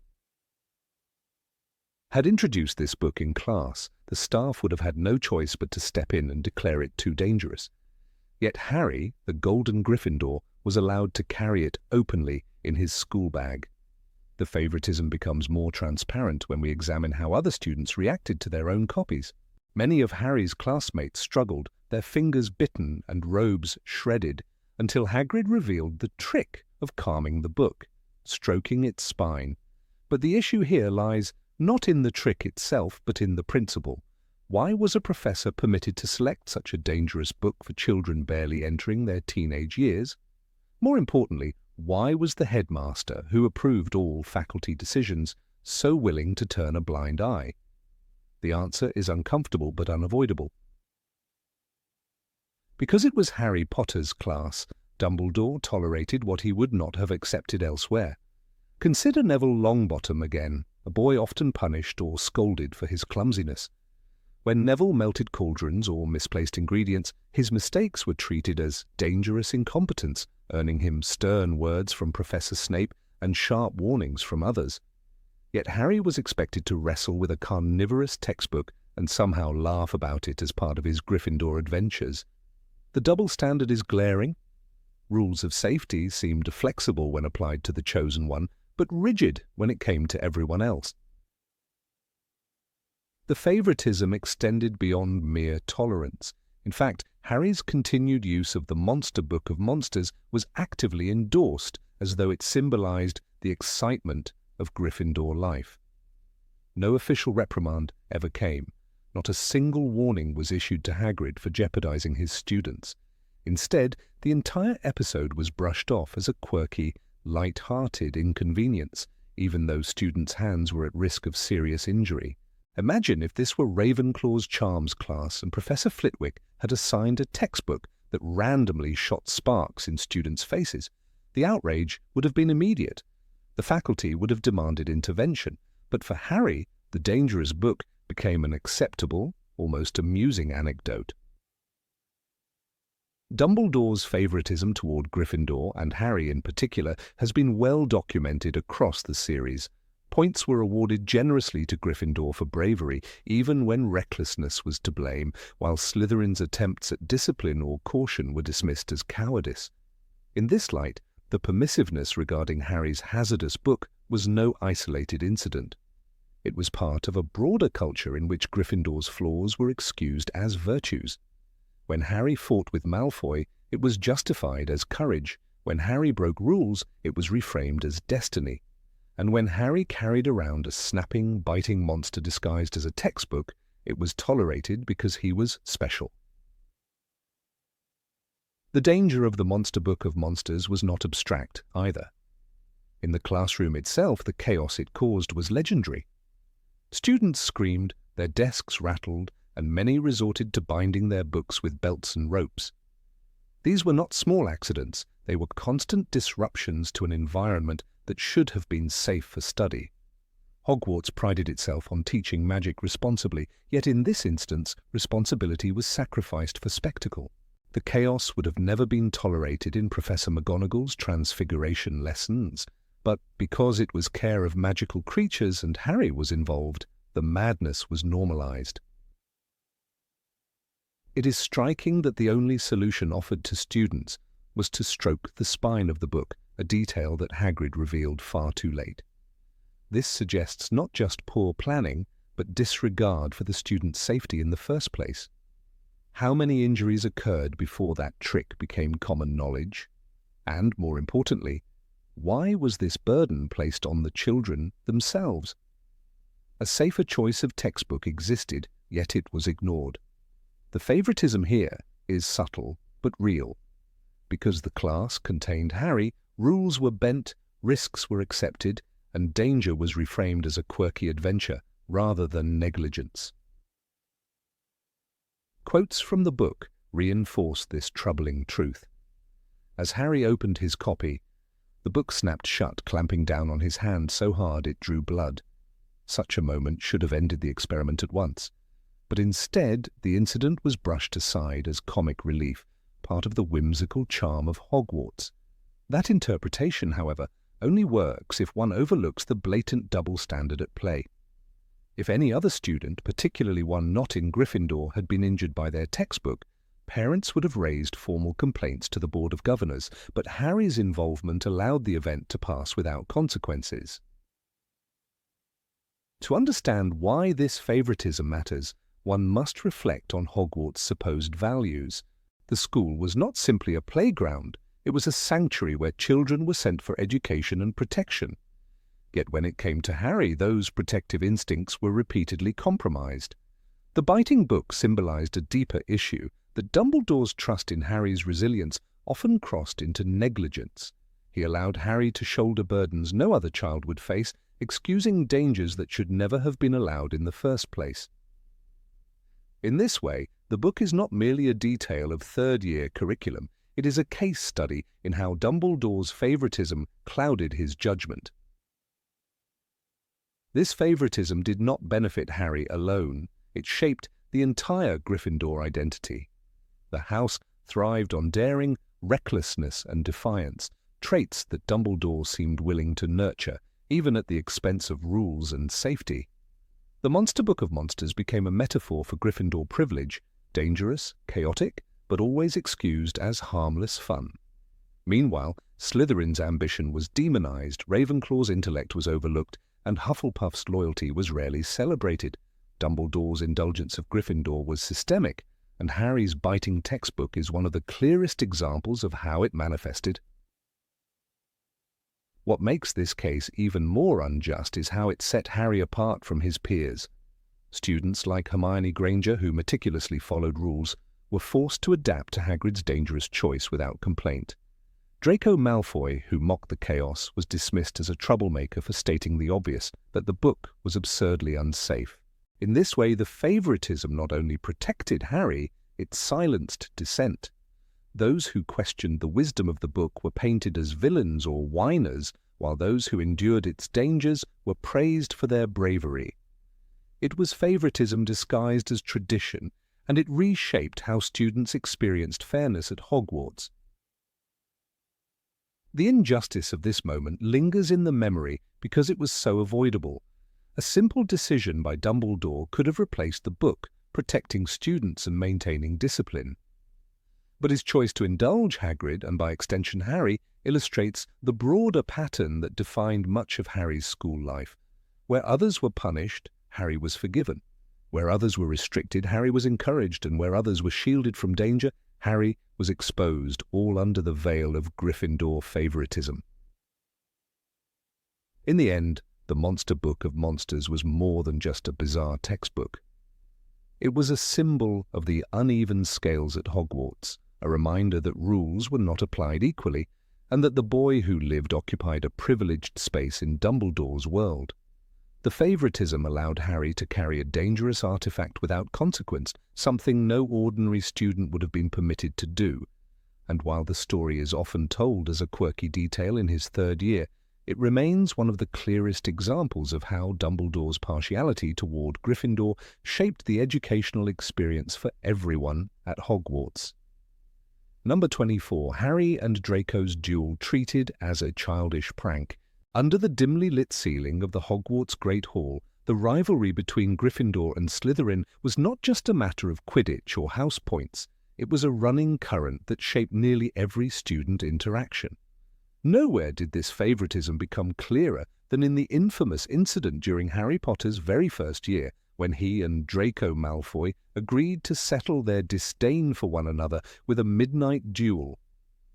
It was an event described in Harry Potter and the Philosopher's Stone with almost casual suspense, yet beneath the surface it revealed Albus Dumbledore's tendency to protect Gryffindor students, while quietly diminishing the seriousness of their transgressions. The rules of the school were not vague. Wandering at night, initiating fights and breaking curfew were all violations that typically earned students immediate detentions and point deductions. And yet, when the dust settled, Gryffindor escaped with only the faintest slap on the wrist, while the narrative of the duel was glossed over as if it were a child's prank, unworthy of further reprimand. The duel itself was supposed to take place in the trophy room, a forbidden setting for unsupervised first years. Malfoy had taunted Harry with the challenge, seizing on his insecurities and eagerness to prove himself. Harry, fueled by pride and a desire not to appear cowardly in front of Ron Weasley, accepted. Neville Longbottom and Hermione Granger, though reluctant, were dragged into the fight. Fair.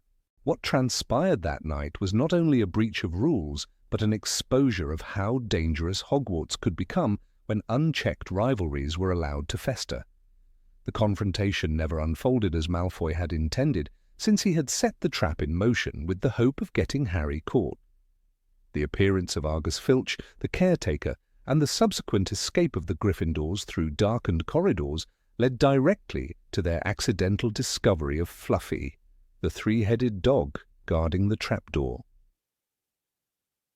This night should have triggered disciplinary action of the strictest kind. Filch, known for his delight in punishing students, had caught them wandering the castle in the middle of the night.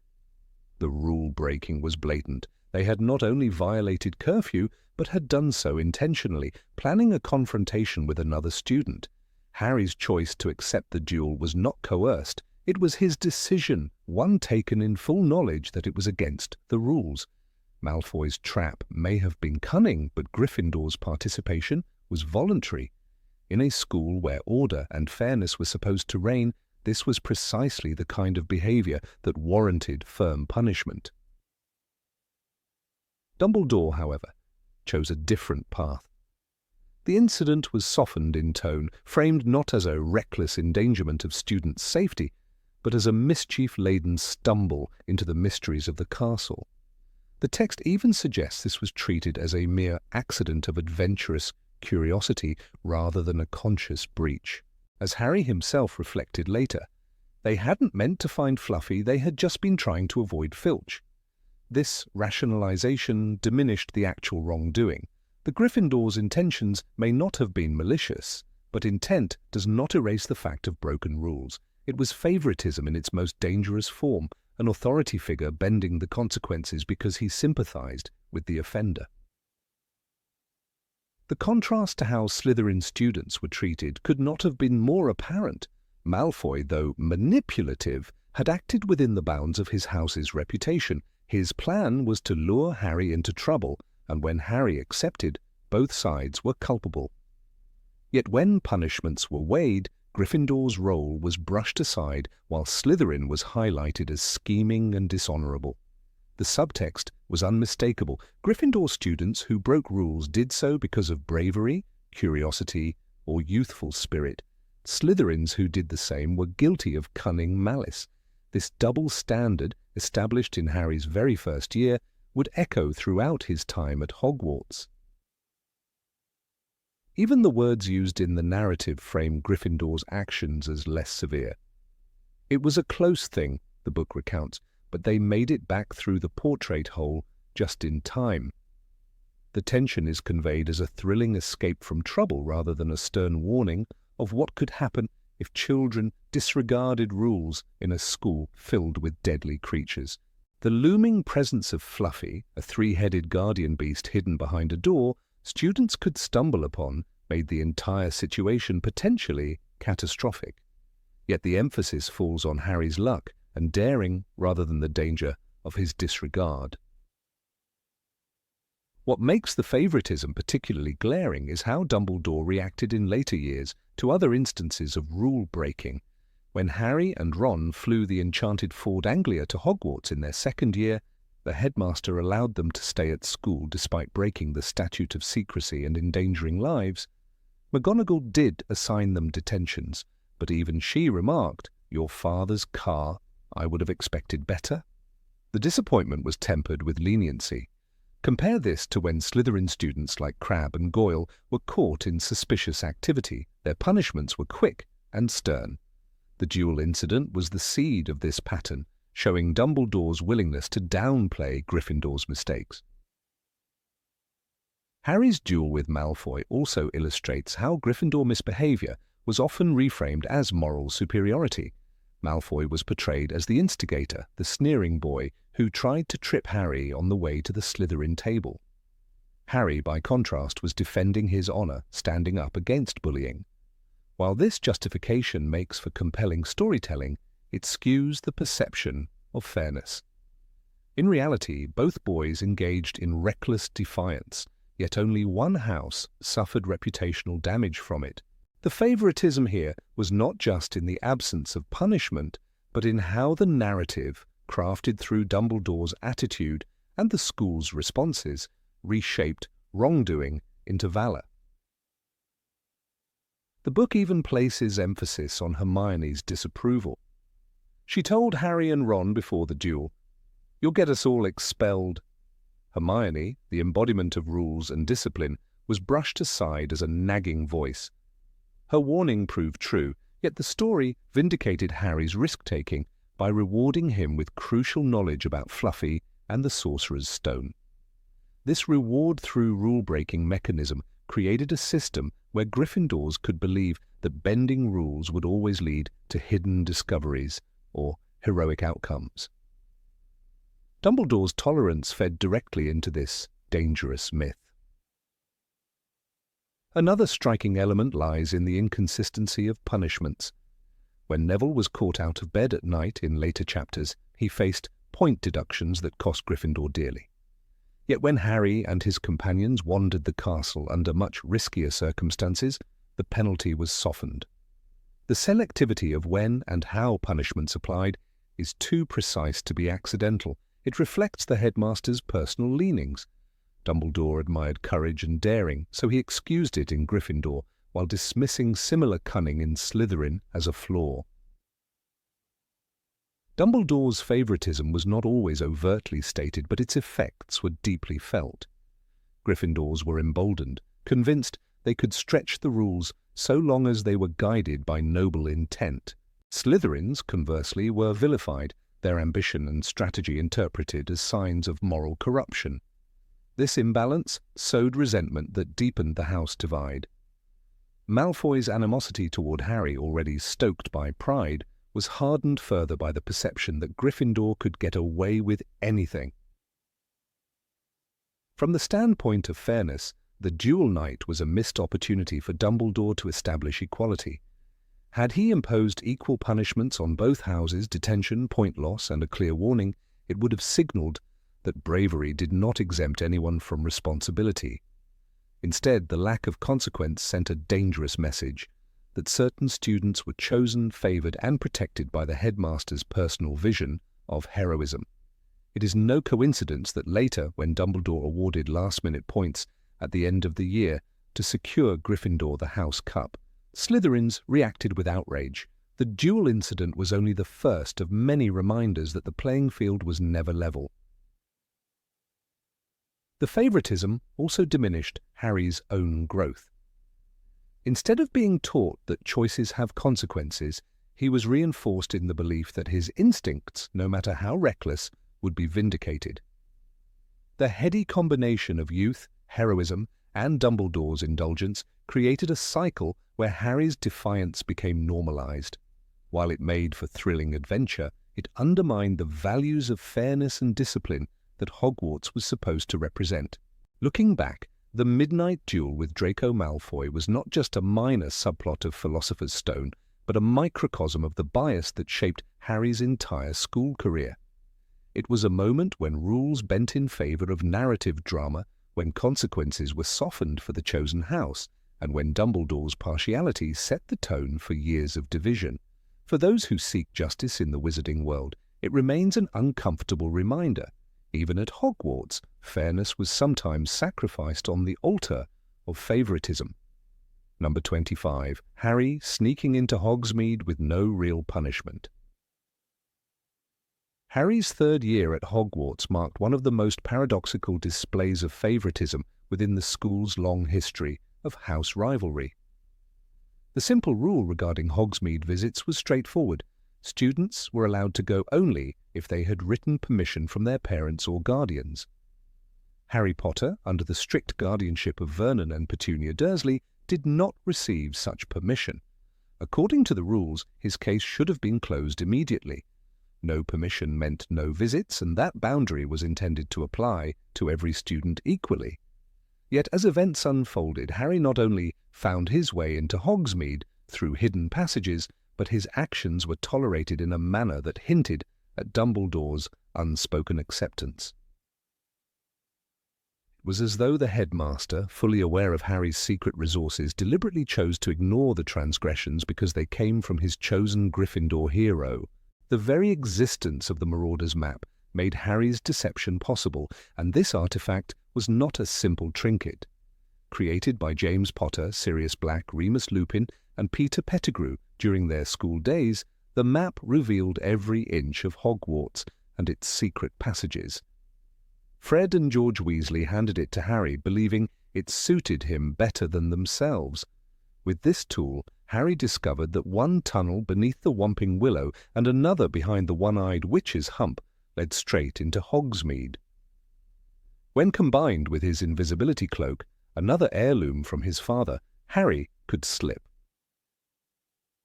undetected into the village.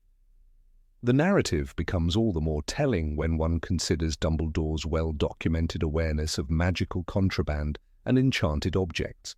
It would strain belief to assume he did not know Harry had inherited both items, or that he was using them to circumvent the rule. Evidence of this tacit awareness surfaces in small but revealing moments throughout Harry Potter and the Prisoner of Azkaban.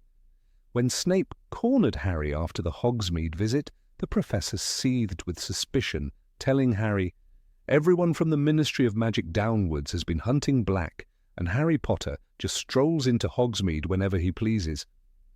Snape suspected exactly what had happened, but Dumbledore never punished Harry for these escapades. In fact, the headmaster often displayed a kind of knowing twinkle in his eye whenever Harry's adventures were mentioned.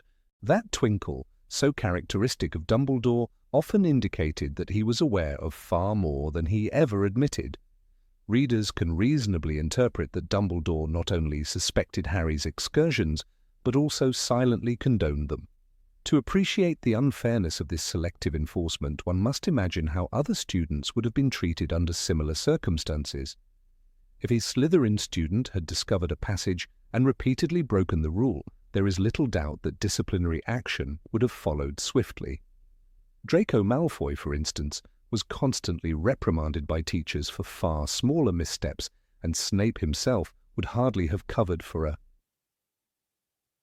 Gryffindor in the way Dumbledore effectively did. Yet Harry was left untouched. By letting Potter enjoy what was explicitly forbidden, the headmaster extended to him privileges denied to others.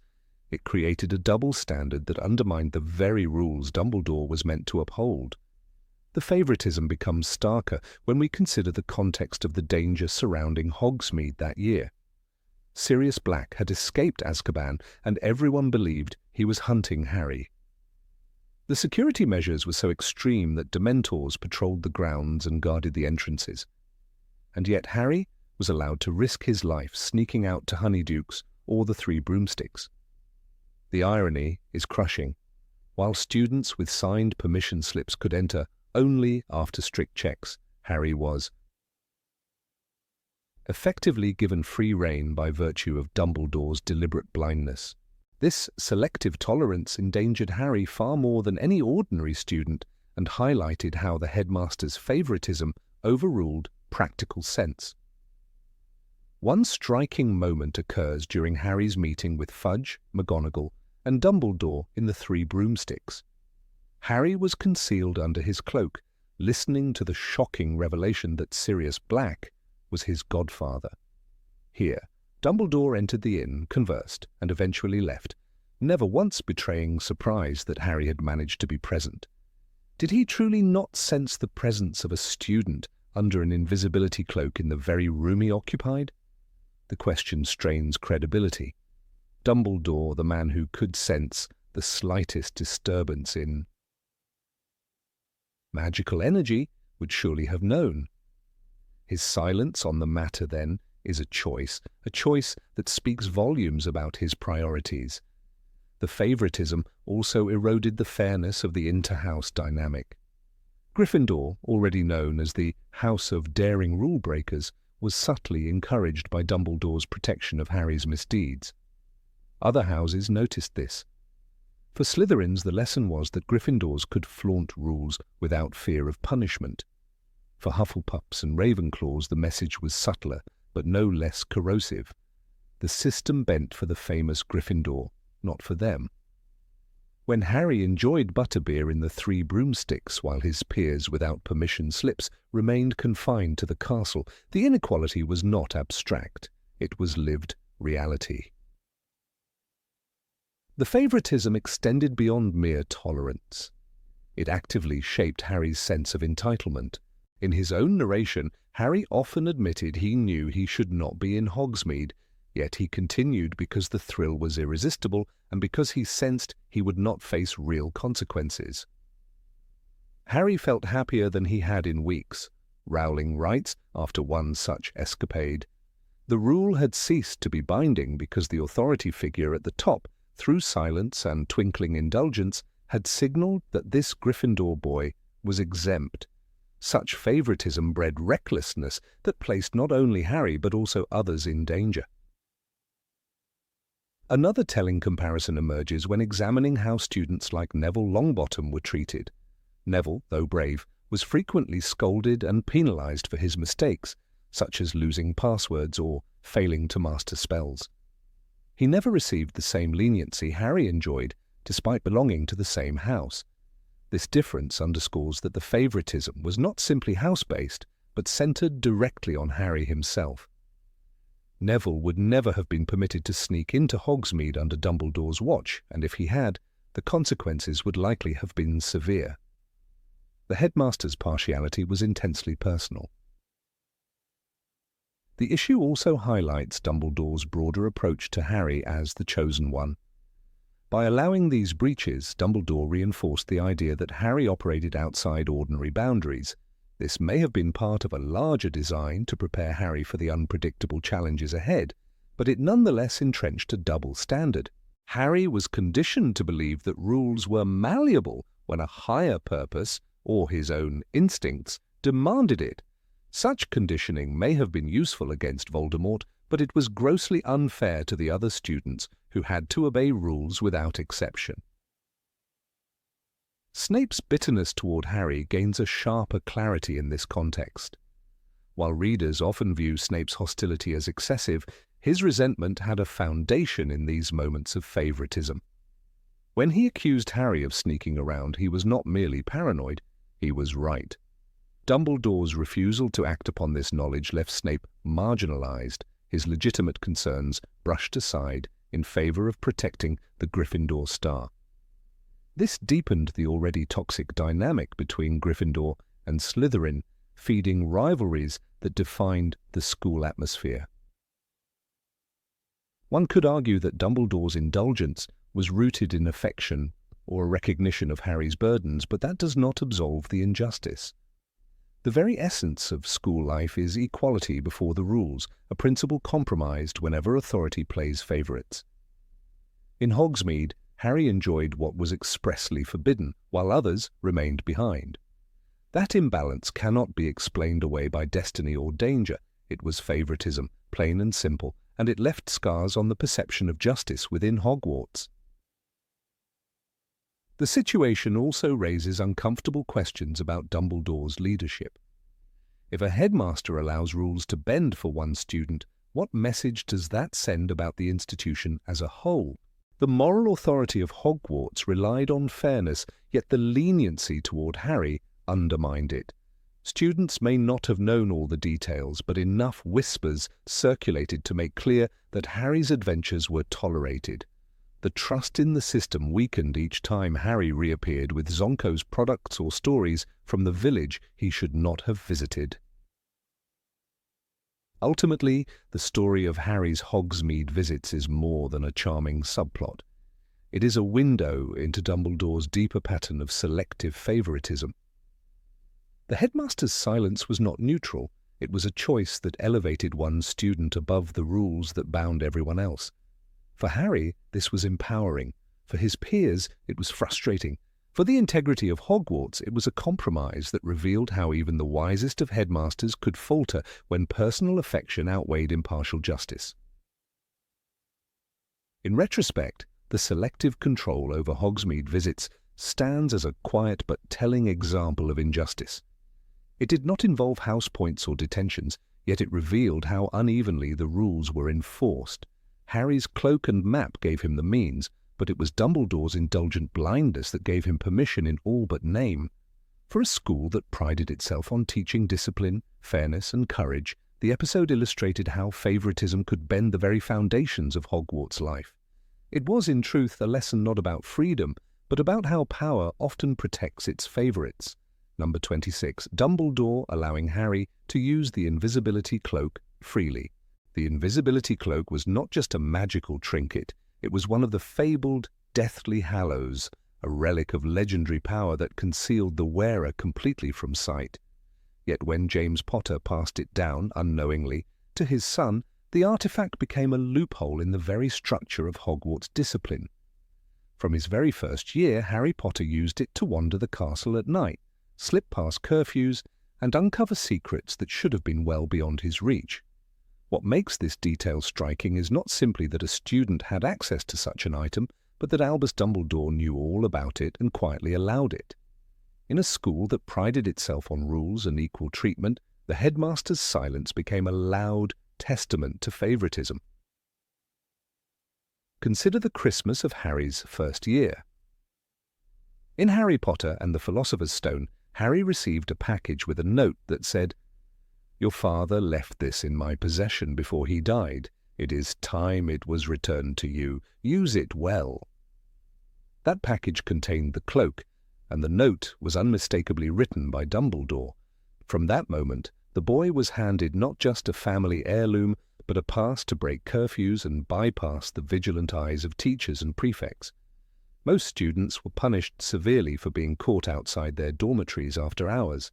Harry, however, was not only given the means to avoid such punishments, but effectively encouraged to test the boundaries. The very first adventure under the cloak showed how different Harry's path was from others. While exploring the restricted section of the library, Harry unrolled a book that screamed so loudly it awakened Filch. Any other student found in the restricted section would face detention, possible suspension, or at least a stern lecture.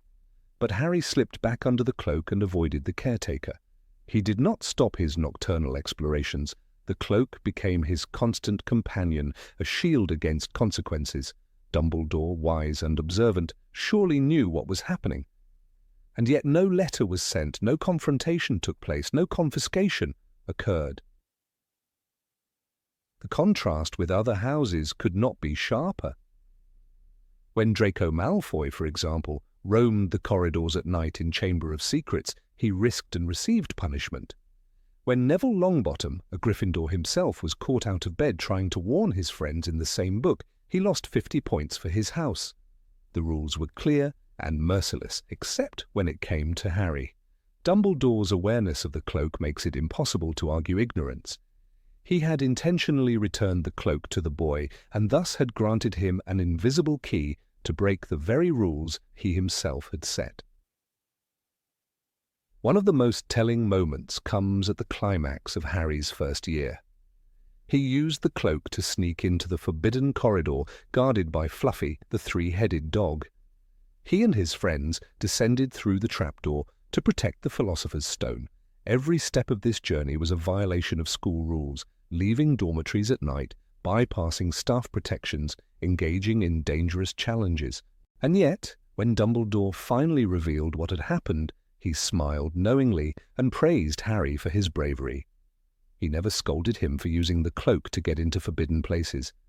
Instead, he rewarded him with house points that tipped the scales in favor of Gryffindor's victory over Slytherin. The favoritism was blatant, and it was rooted in the permission Dumbledore had silently given. By second year, Harry had grown so accustomed to the cloak that it became his natural response whenever he needed to break boundaries. He used it to visit Hagrid's hut under the cover of night, to slip into the restricted library again, and to listen in on conversations meant for professors. Each time, he acted with the confidence of someone who knew no punishment awaited. After all, Dumbledore had set the precedent by never once questioning its use. The headmaster's choice to ignore Harry's growing reliance on the cloak fostered not just a habit, but a mindset that rules were flexible if one's intentions were noble, or if one belonged to Gryffindor. When Cedric Diggory, Cho Chang, or any Ravenclaw or Hufflepuff student broke curfew, the penalties were immediate. Detentions with Filch, loss of points, and humiliation before their houses. Draco Malfoy lost privileges for his escapades. Even Percy Weasley, a rule-abiding prefect, would sternly punish anyone found wandering after hours.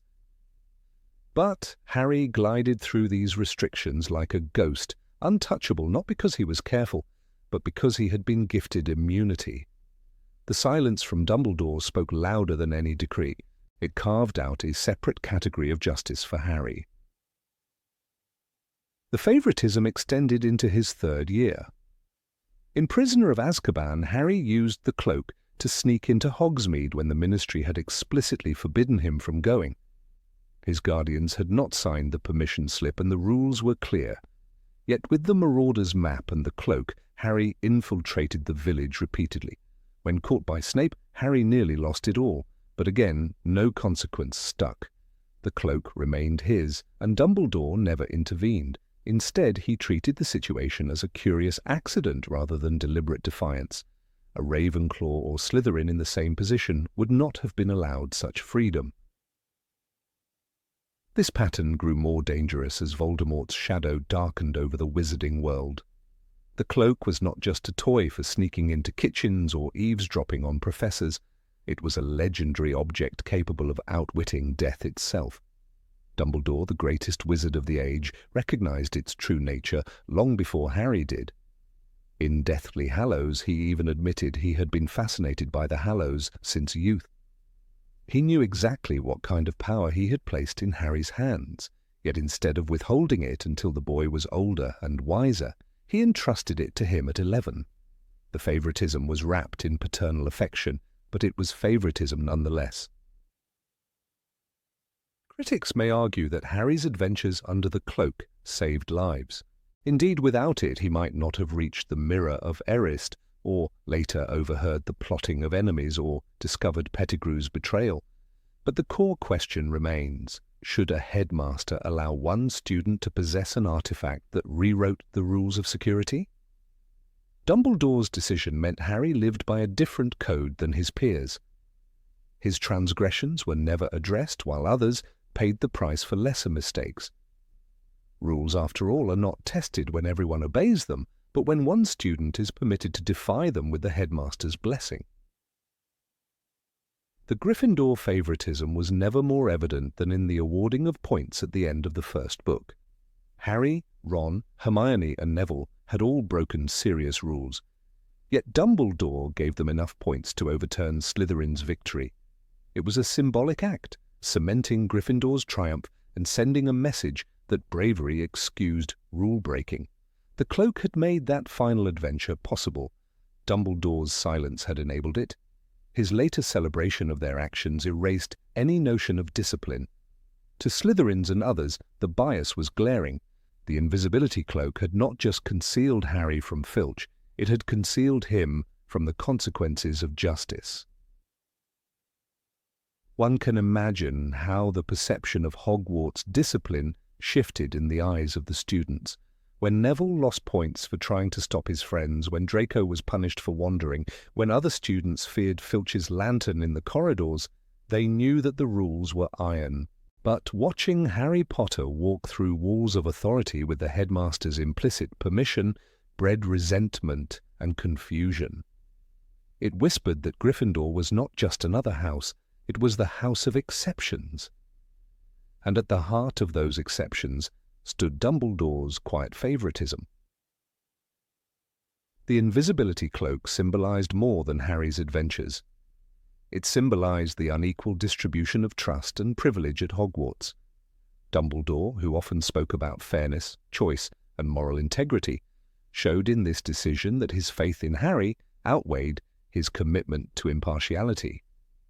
By allowing Harry to wield a Deathly Hallow without oversight, he confirmed that some students were above the rules. The favoritism was not declared openly, but it was practiced daily, every time Harry slipped unseen down a corridor with Dumbledore's unspoken consent.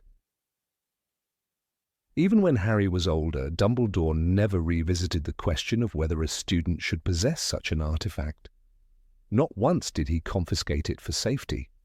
Not once did he warn Harry of the dangers of overusing it.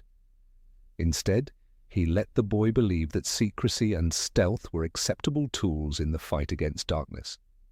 This encouragement shaped Harry's worldview for better and worse. And while it may have saved the wizarding world in the end, it also cemented the truth that Harry's Gryffindor status made him the exception to Hogwarts' order. In the end, The invisibility cloak reveals the quiet bias in Dumbledore's leadership. Rules were bent, exceptions made, and consequences withheld. Harry Potter, the boy under the cloak, moved unseen not only through the halls of Hogwarts, but also through the very structure of discipline and fairness. And though history remembers the triumphs that resulted, one cannot ignore the uneven playing field created by a headmaster's selective blindness.